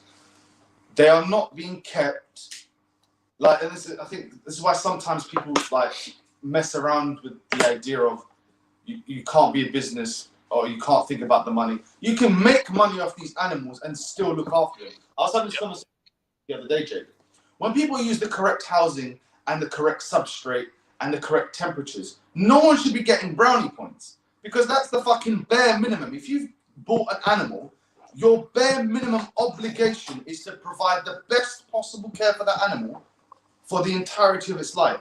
If you're doing that, you don't get brownie points because guess what? You're doing what you should and what you need to be doing. That is simple. Yeah. You don't get brownie points because you're doing the bare basics. So turning it into a business and making money off the animals in no way doesn't mean you're not looking after them. But the reality is my ball pythons, if I was keeping them only for the entertainment as pets, I'd have 5, 10 at the most. I wouldn't have the numbers I have, right? And no one would. No one out there with more than 5 ball pythons who breeds them is a hobbyist keeping them for pets. It's just, that's it. You can hobby breed them in the sense that you're making a little bit of money off them, they're paying their way and whatever, and you don't intend to make it into a full-fledged business that's covering your salary. That's a different story, but you're still making money off these animals in one way or another. And there's no harm or shame in that. But that's my ball pythons. That's MJ's pythons. The rest of my animals, I'm not turning into a business. If I breed the odd tegu, I breed the odd tegu. I'm not going to start milling out tegus like nobody's business and shipping them off to all over them. The other animals are my exhibition animals, my pets, if you will. That's my exhibit room is just that. It's an exhibition room. It's where I collect the animals that I'm interested in working in and exhibiting them for myself. Like, you know, I don't have a fucking payment fee at the door to come and like pay and view. If I could have something like that at the reptarium, obviously I would. You know, who doesn't? Who in the reptile community and who keeps reptiles wouldn't love something at the reptarium? But my exhibit animals, which is essentially at this point everything other than the ball pythons, are exhibit animals. They're animals that I want to work with and to enjoy. Whether I breed them or not, somewhere down the line is irrelevant.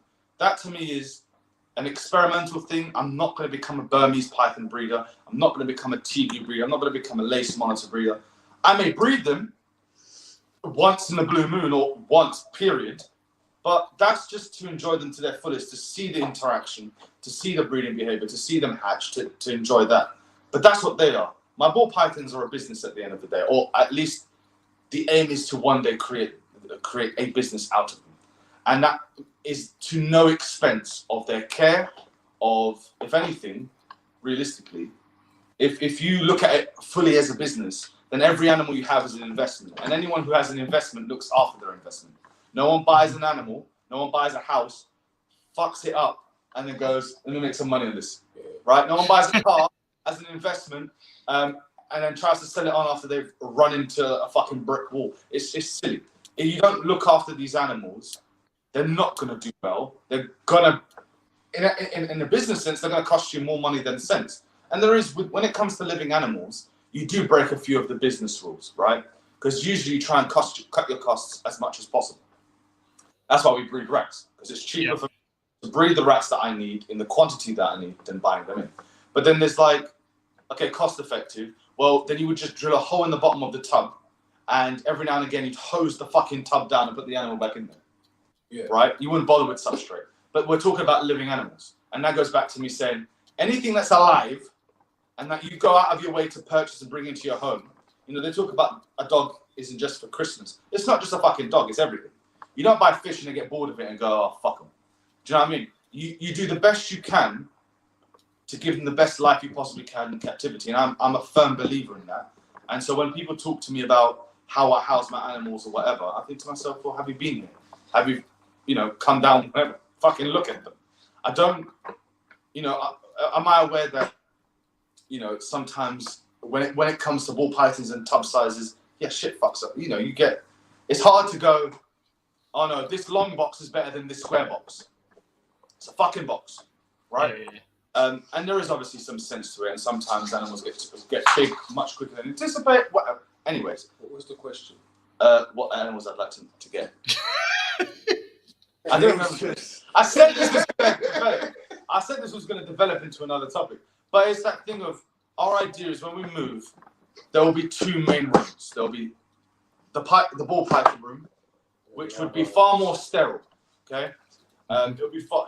I hopefully freedom breeder rights. The idea is it will be a nice sterile room. The animals are kept well, but that's ball python production. Okay, and obviously we do it because we enjoy it. Because if I didn't enjoy it, I wouldn't fucking do it. Period.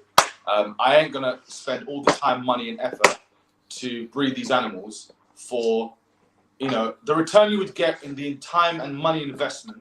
You can make a lot more money elsewhere. You can invest your time and money into other things the same amount, of time and money and other things, and get a lot more reward from it. I wouldn't bother doing it with the ball pythons. Ball pythons to me were never like a money dollar sign or let's get rich quick or whatever. It was if we could do this and we could produce the animals we like and we could work with the animals we enjoy and make a successful living out of it, why the fuck not? Everyone dreams of a job they enjoy, and we'll talk about it being a myth here. But it's when I don't know. There's some people who like as soon as money's mentioned. So would you select an animal with the potential like an investment as such? If I'm buying a ball python. No, say like you were after a new species. Yeah.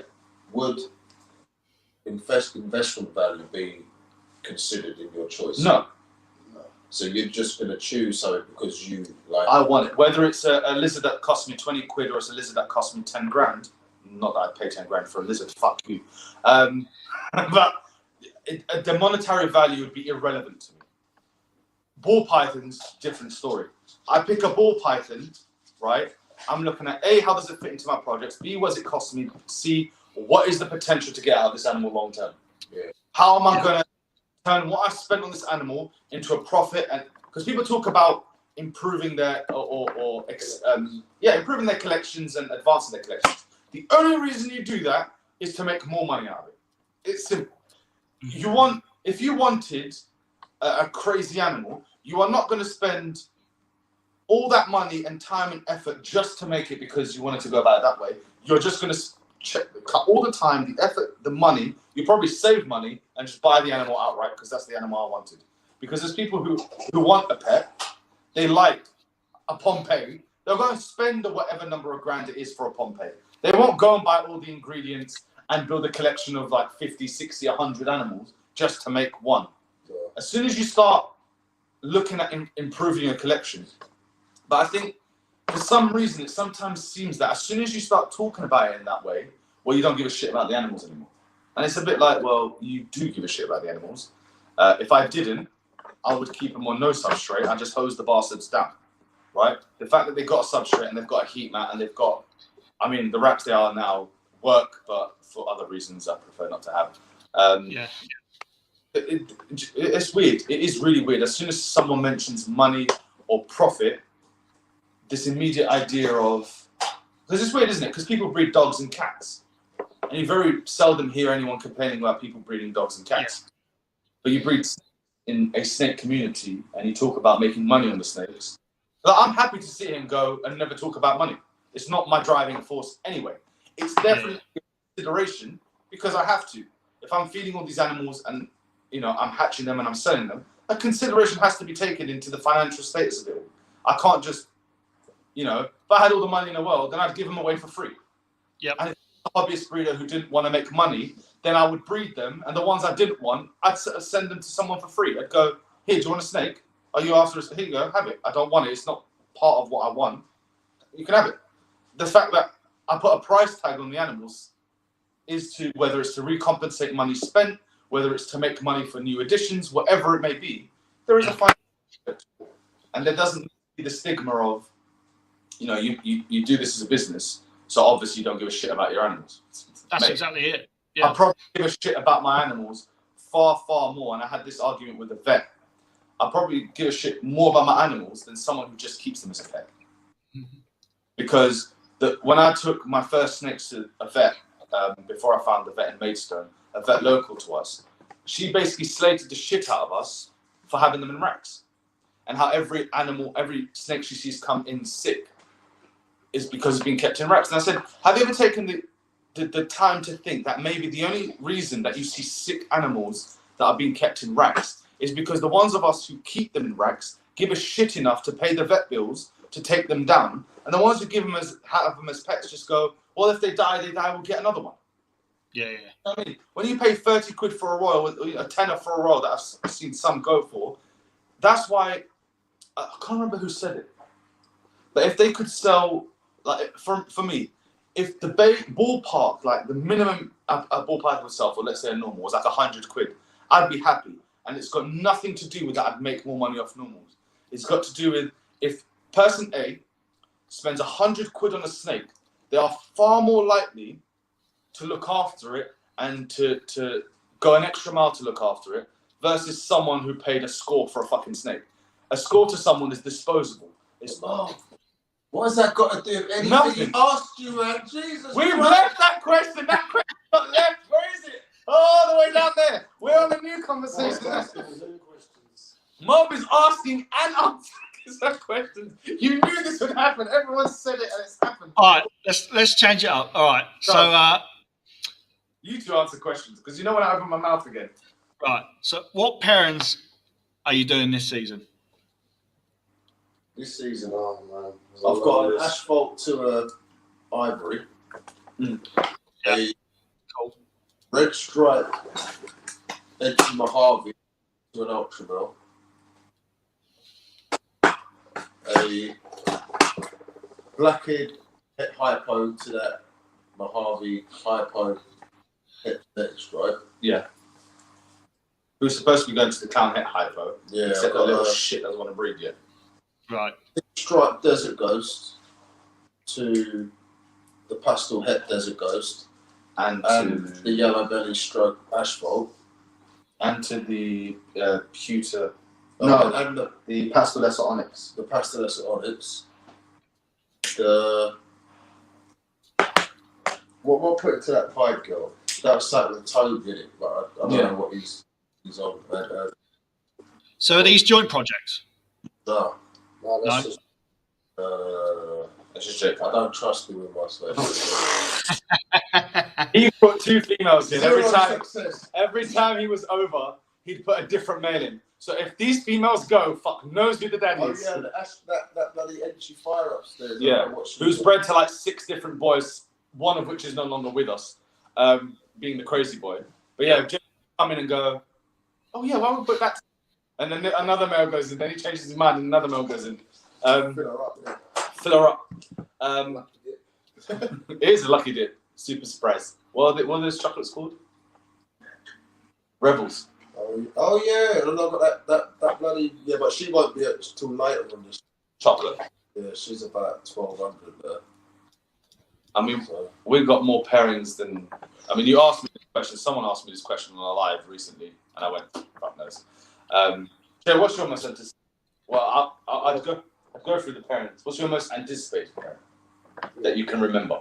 if the champagne het desert ghost, possibly desert ghost, is ready. Yeah, so That's that's pastel champagne desert ghost, which will be going to Vinny. It's pinstripe desert ghost, well, I've got that pastel. or the pastel desert ghost pet hyper. Yeah. Right. I mean, at the moment, Actually, I'll tell you what. I would like my chocolate hypo to go to that clown het hypo. yeah. I'd like to go for maybe some chocolate. What is it? Would be chocolate hypo het clowns. Yeah, chocolate hyper het clowns. I think at the Yeah. I'm basing it on either clutches on the ground or clutches that are closer to being confirmed. My Super Phantom hypo looks like she's there. She was bred to the blackhead opal diamond hypo. So I'm really excited about that pairing. There's quite a number of clown pairings this season, but I'm excited more because of the potential of holdback clown females than the actual pairing itself, if that makes sense. Because it's a banana pinstripe clown, breeding to a lot of, well, he's breeding to the normal clown, he's breeding to a lot of the het clowns and the pastel het clowns, so that'll be exciting. You know, but then you're looking at, if it's a male, it's a banana pinstripe pastel het clown, unless it's like some miracle when it's a female. What's a female pin clown? What's that? A female pin clown. Yeah, or a female, what's it called? Lemon blast clown would look really good. I'm trying to think of other pairings that I'm doing. This clutch that's due, You got your pies in there. yeah, who don't know what they're doing. Yeah. The arseholes. What's the clutch that's about to hatch is from the Fireman Yellow Belly to Banana Left Entry. That's one I'm looking forward to. Mhm. There's a few others, but it's like this year became making a lot of ingredients. Yeah. It's next year when there's a number of boys come out that every clutch is going to make me fucking want to scream. So it's going to be Red Matrix is going to be hopefully breeding. The Firefly Hurricane will be breeding. Obviously, I'm excited for anything the Clown Het Hyper does. Tommy Gunn hopefully will be up, who's a Pastel Lesser Darkling Het Red. My Super Vanilla Super Pastel Het Hyper will be up. The Red Stripe, Fire Lesser Red Stripe Boy will be ready to go. There is a number of animals, males especially, that are Cypress Boy. The Cypress. That's when it's going to be literally every clutch is just going to be fucking up. But and it like that every year. Every year you look at next, but even if I think about it, whatever I produce this year, it's going to be the same year. Yeah, but is it really? Because I don't think so. I think this year is going to be the year of progression in the females and not the males. I don't really see massive progression for my males this year. I see progression in a lot of, hopefully, recessive holdback females. Well, it'll be a big jump. It'll be a big step. It will in that sense, but then it'll be next year once you have all these genes at play and you've got both the Hurricane Boy and the Red Matrix Boy breeding to clowns, so visual clowns, and producing hex. And that's when I'll be giddy about, every time I think about it, I get giddy about the possibilities for next season. Because that's, from next season is when I see the male game is going to be insane. The female game is going to start matching the male game. And that's where it's just going to be insane pairing to insane pairing constantly. Just going around and around. And then you're going to get, every year you're producing better than But you see, it's messed up, man, because I'll start thinking about pairings, and then the next minute I'm looking on bloody Morph Market, and all that goes out the bloody window, doesn't it? It's just that's dangerous. I've made an adamant promise to myself that unless some I cannot refuse, an unrefusable offer comes up for something that I really want and need, I will not be buying any ball pythons for at least the next 2 years. Stop talking to bloody Toby. Yeah, that's dangerous as well. It is. Every time I call Toby, boy. Oh, but that's an exciting one because we've got the entry fire high intensity orange dream email I got from Toby, which will be breeding to the Clown Het Hyper if he breeds. If not, I'll find something equally as good to breed to it. But that'll get the high intensity orange dream project on the move. Yeah, good project. Well, I think that you're just gonna aim for once they hatch, you're just gonna have to start going for the OD. Super OD recessive is my idea. You're just gonna have to. Well, that's why I want the Clown Het Hyper, because I want to start aiming for the super high intensity orange dream hyper clown stuff.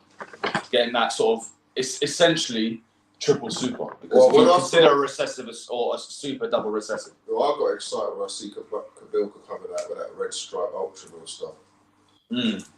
But I love ultraviolet, the leopard ultraviolet, stuff like that. It's just like there's genes that I really, really want, right? Yeah. There's mahogany. There's a few genes that I really want to add to my collection. You know that mahogany one though? That's the odd one because I don't know whether I should pick one up or leave it because I've got a horrible feeling that they're going to prove out that mahogany and what was the other one? Stranger are the same thing, and all of a sudden, Stranger's going to be the same price, and mahogany's going to just go whack through the roof. I think it won't. If it goes up, it will only be marginally. Yeah, but I think it's going to be. No, I think if you pay 80 quid for a mahogany now. 80 quid? Where are you buying it 80 quid? How much mahogany? They've got 80 quid. Okay, how much are they? They've got to be a good couple £100. Okay, say they're 200 quid now. I don't see them going beyond 300. Right? If that proves out, I see the Stranger price plummeting through the fucking floor, but the mahogany relatively staying where it is. It might gain a little bit, but not madly. This is more about taking away the value of Stranger than it is giving value to the mahogany. Yeah, I agree. But there are a lot of genes that I'd like, but one problem I kept running into is I get another male, and I want to also breed that male to a particular female. But I've already had to buy 2 visual clowns, adults, because I couldn't decide whether to put the red matrix or the hurricane to it. So I had to just get another female. And what happens is anything else I get will clash with my other males and will just mean I have to go out and buy more females because of the projects I want to do with it. So instead of me fighting myself with that constantly, it's more about I've got so many genes. And I think, I don't say this as like oh, look at me, but I think we have more genes than most. We don't have amazing animals, but we have so many genes in the collection. The variety of genes just hanging around. You got a lot of yellow belly stuff. Yeah, spending time putting these things together into units that are, I said units, into animals that are more equipped for that kind of like purchasing spree. And then I can go, once I've got those animals and I've worked with the animals in the projects that I have and really built them, because I've got so much to build already. I've got projects that could last me years. But the Hypo Clown, the Desert Clown, I can do all that now. So whilst I'm working with that, once I start to build the fundamentals of those projects, then I can start adding other genes from outside. You got that. You got the highway, haven't you? I want to try and make some pavements. Have you seen the pastel pavements, that sort of stuff? I like the idea of those. I do like the idea of those. It's obviously the idea of if you breed a pavement, then even if you breed a non-yellow belly complex animal, everything's either highway or asphalt. Gravel asphalt. I think having a pavement is, you could put that into, like, I want to get desert ghosts into freeway or super asphalt. Yeah. Or or into desert ghost highways. And you've got something like a pavement that just forwards that. That's the next step you need. Yeah. Do you know what I mean? It's the better version of having. Well, it's like a double super, isn't it? It is. It's better than having breeding a highway or a freeway to something that's non-yellow belly. Because you breed a highway or a freeway, you end up with animals like yellow belly / asphalt. Yeah. You breed a pavement, everything's going to be either gravel or asphalt. So it's both wins. You either, if you breed that to a clown, you're either on the road to making freeway clowns or highway clowns. Either or. And you know, I think personally, Jay's always like the highways. I've always liked the freeways. I like the darker. But I do realize at age they lose that rich darkness. It's just about getting genes into the freeway that keeps them dark like they are when they're little. So DG, yeah. That's the other thing. With that surprise clutch from the Phantom to the Banana GHI being hypos, I'm looking at producing super GHI hypo combos. I'm looking at hopefully next year producing. That's the other boy, Leopard GHI male. I want to plug him into my GHI guys because I've also got that one I got from Darren, Pastel GHI, Enchi and Butter. We're not sure on the Enchi and Butter. I think it's a Pastel Enchi GHI, possibly Butter. That'd be good in clown as well. It would, but you put Leopard GHI and go for Leopard Pastel Enchi GHIs, then put that to clown. Because I think it's easier putting the pieces together first, banging it into recessive after, then producing a 1-2 gene head clown, and then trying to layer more genes on top of that. What you got coming, Neil? So the eggs I cut this week, I found out was because that was a Who's Your Daddy pair clutch. It was either a yellow belly or an Enchi OD spot nose, and it was the spot nose that got it. Nice. So I think I hit the spider spot nose, didn't make it, died in the egg. Oh, bless it. Yeah. And from what I can tell, they're still in the egg, but and 2 of them are still upside down. But one of them, I think I've sent a picture out tonight just before we come on air. I think it's a super OD cinnamon Enchi. Nice. So basically, yeah, really, really happy with that. But then Lemon Blast is just about done with her prelay shed. She went to the Firefly DG.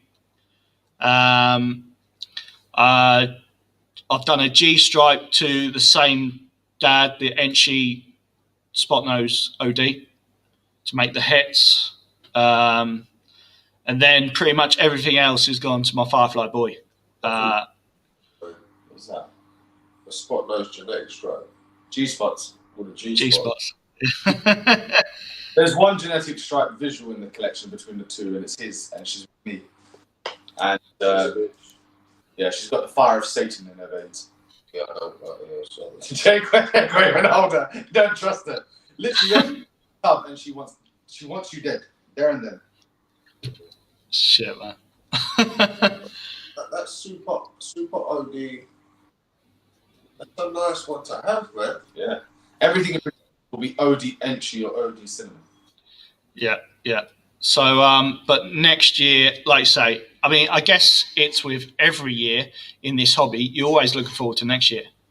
Mm-hmm. So next year, this season, I picked up a group of 1 male, 3 females, yellow belly / asphalt het DGs. Oh. He's a dirty bastard, this one. Yeah. Also, next year, got a banana, pastel, possible motley clown going to breed. Nice. And then I'm picking up a spot nose leopard het clown in a few weeks. Oh. Yeah. So I want to make the Batman and then put it into DG. Oh, did you see Kabilka's latest video? The guy's got a what is it? A lace Batman. A lace Batman. That's a gene I want to play with. That's like, it looks almost DG. It's just so crisp. So crisp. Yeah. So lace is. I was looking for lace on Morph Market, and basically there's none on there, but you can obviously go and look who have, like, they're on hold, and they're only like 150 quid. Yeah. I got one of them. I allowed it. Nice pickup. Purchases. Yeah, that's the other gene that I see the same as I see Het Red. Is a gene that has so much fucking potential and not enough talked about yet. Yeah. But I wanna work. See, originally I wanted to just buy in an animal from the States, but then I realized how much it is to buy animals in from the States. So it might happen, it might not. See, I don't mind spending the premium once I have the animals for it to go to. Yeah. Buy a white lace combo, so the super lace combo, because I've seen some in the States, and they really are not as expensive as they should be, in my opinion. I mean, it's good because I can buy it, but the enhancer's very much like the lace. Well, enhance, yeah. Yeah, do you know that? Is it Austin, isn't it? He sent me a photo.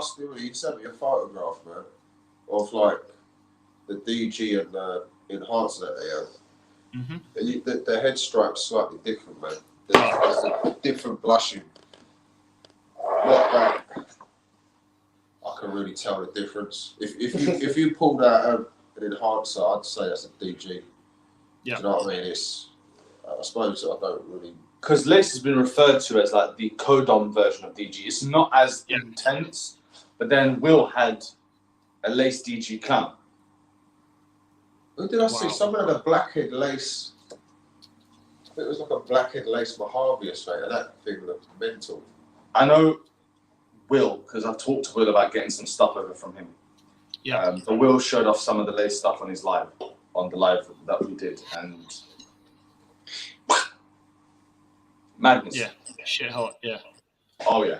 I mean, especially once you get to the super form and you get the white lace. I know, Billy, Mutation Creation, one of the last videos I saw, and that was only because of all the stuff that was on about it, was the one where you got that shipment of cold snakes. Yeah. In that shipment, he had a snake that was ogling on Morph Market from the US for ages, which was and I knew what it was. As soon as I saw him open the box, I knew what it was because of how much I've been looking at that thing. It's just a white lace pastel yellow belly. That's all it is, and it's fucking insane. Never mind when you start adding recessives to it and fucking turning that into some sort of freeway.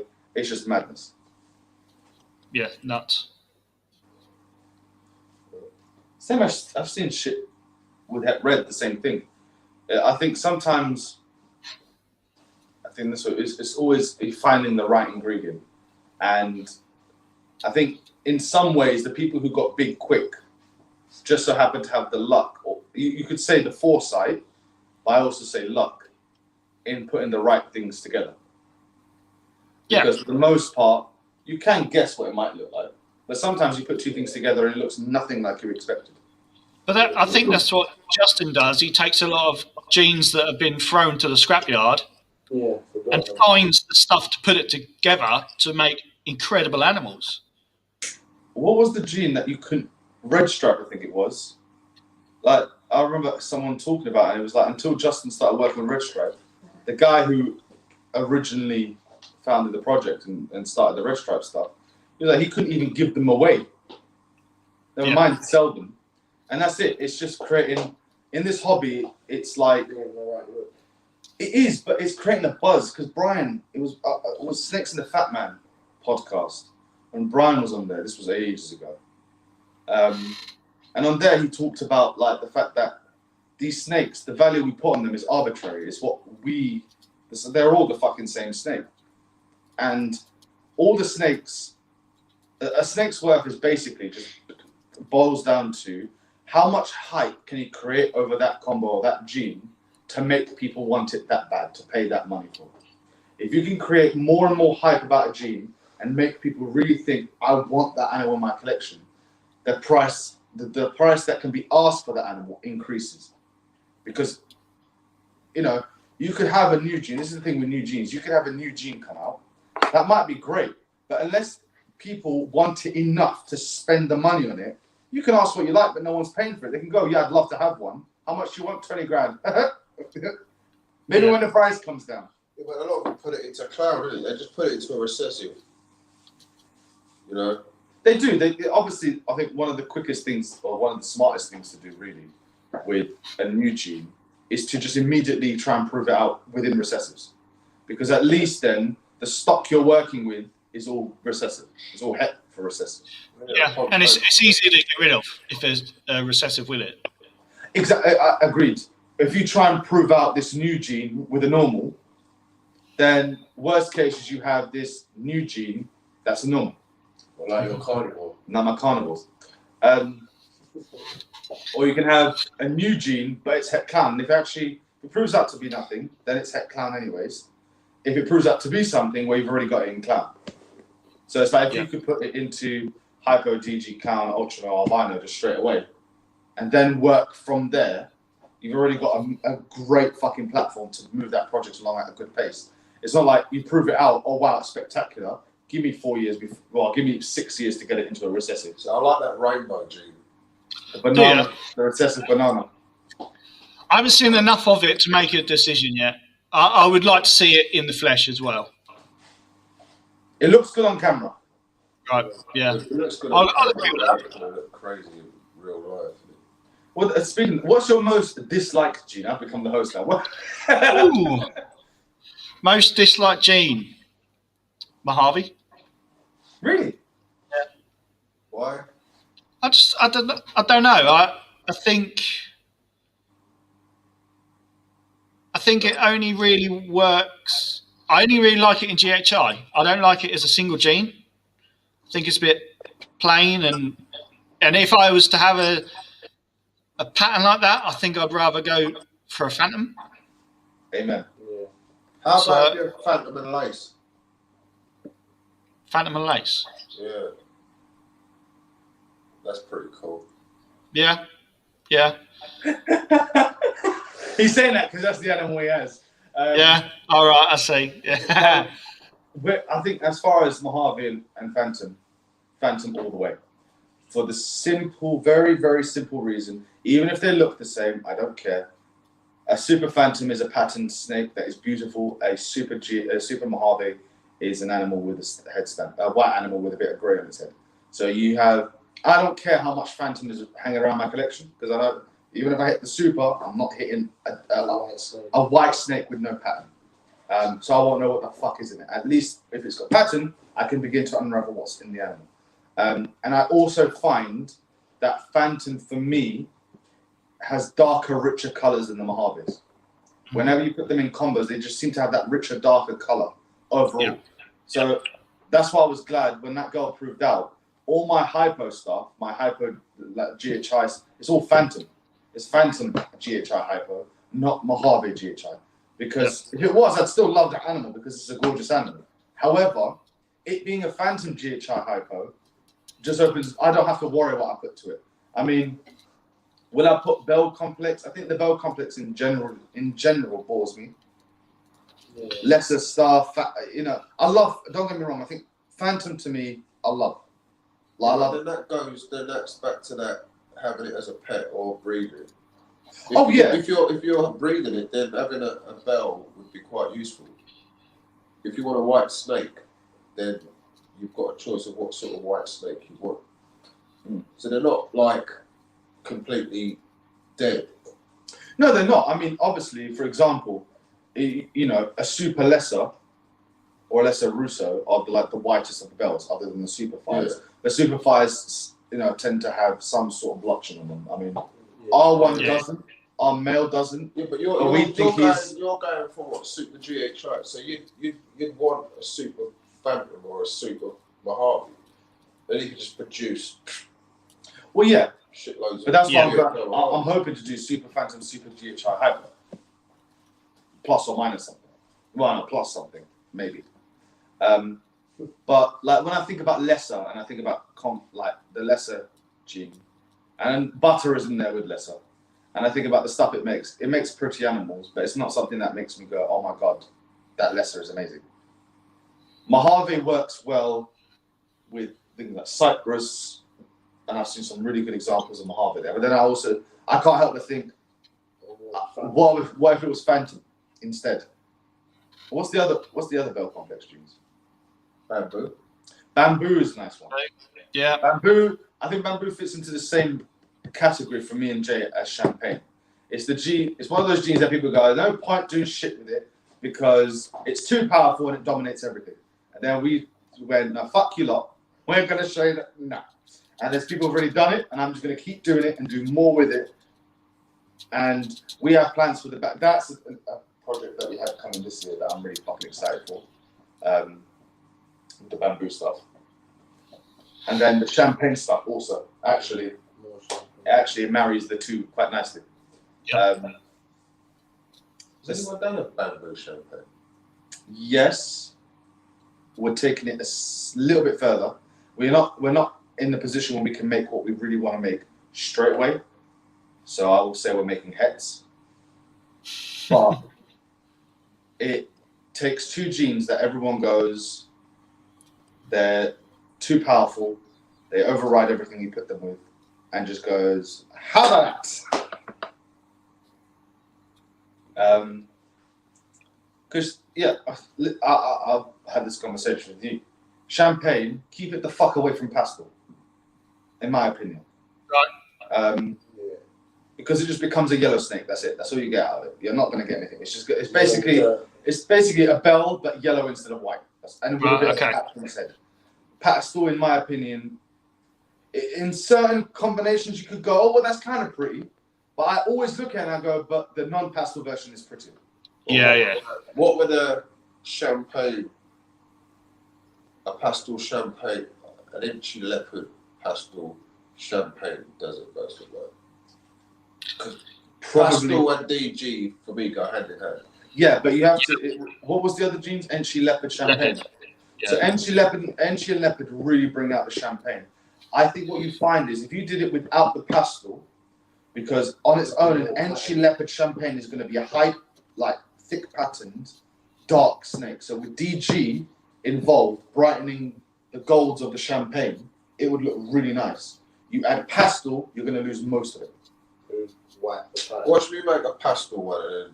I guarantee. Pastel, I've just seen it time and time again. Like our girl is a pastel champagne desert ghost. She's a solid yellow snake. She barely has a head stamp. Right.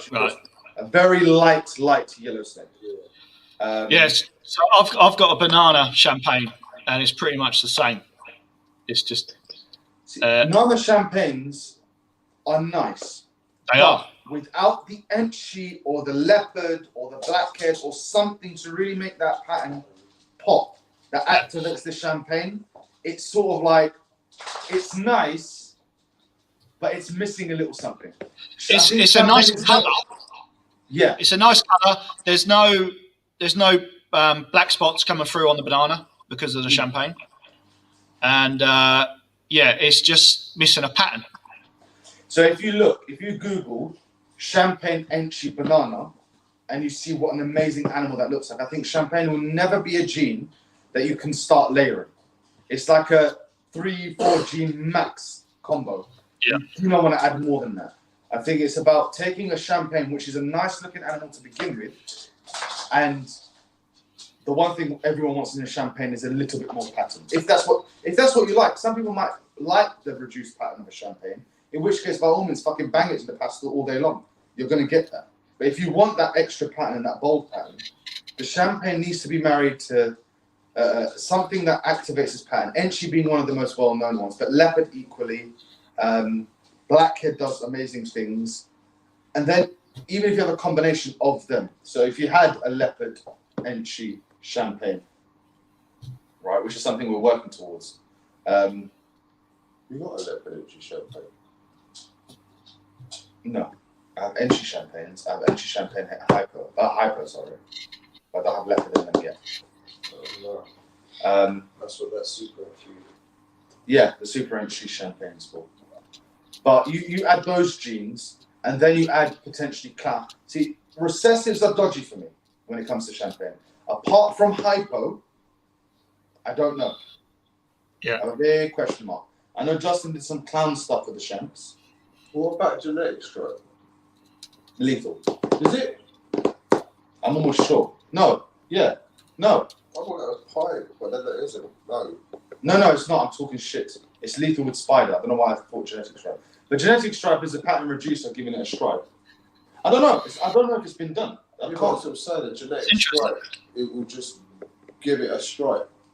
But it's just about which one will win. Will the champagne just overpower the G-stripe and just stay a champagne with a bit of a weird colour? But there's not many. It's not like- many codoms that are outpowered by a recessive. You mean the other way around? Not many recessives that are powered by a codon. Yeah, that's what I mean. Well, you think about it like G-stripe. Like I would have when someone told me about the genetic stripe clown, I never expected it to be what it is. Like it completely blew my expectation. I thought it'd be, why would you want to stripe out a clown?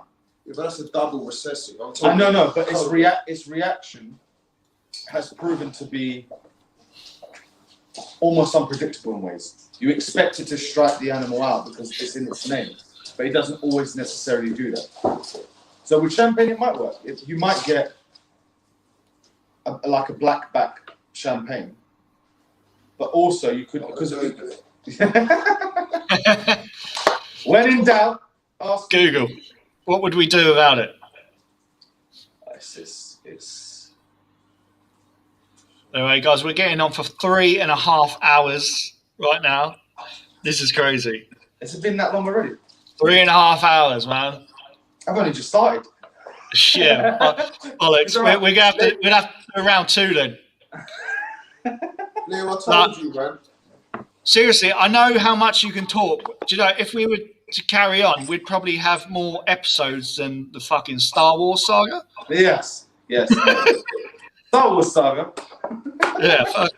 Well, how many was there? 12 of them, I think now. Oh, don't get him started on Star Wars and the Mandalorian and all that other stuff. All I'll say about Mandalorian is. I never grew up with Star Wars. I watched Star Wars quite late into my life, or practically my adult life. However, after recently rewatching all of them in release order, not chronological, I still think The Mandalorian is the best thing out of the lot. I agree. Absolutely agree. So do I. It's the way, though. It is the way. This is the way.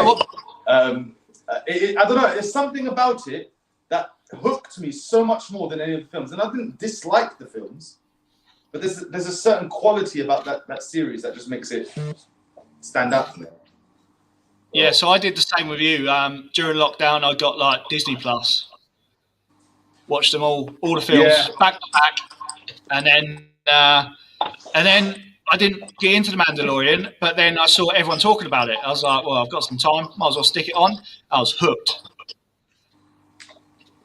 From the first, it was like I watched.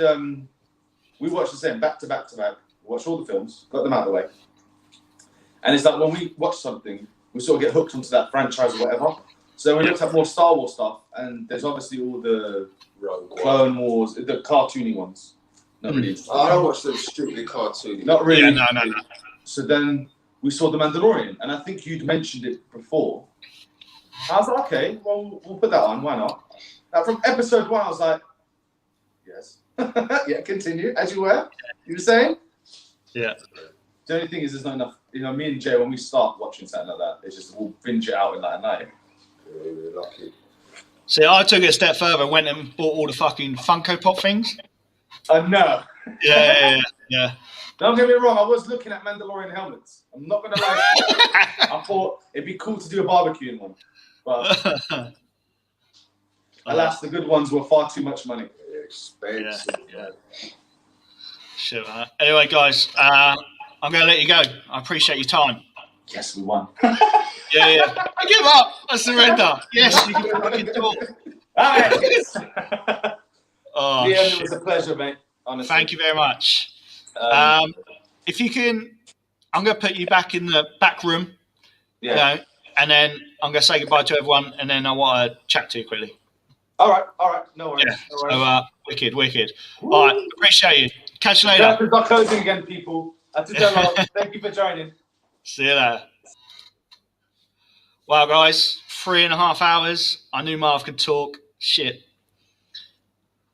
What was that? I think Marv did 98.8% of the talking.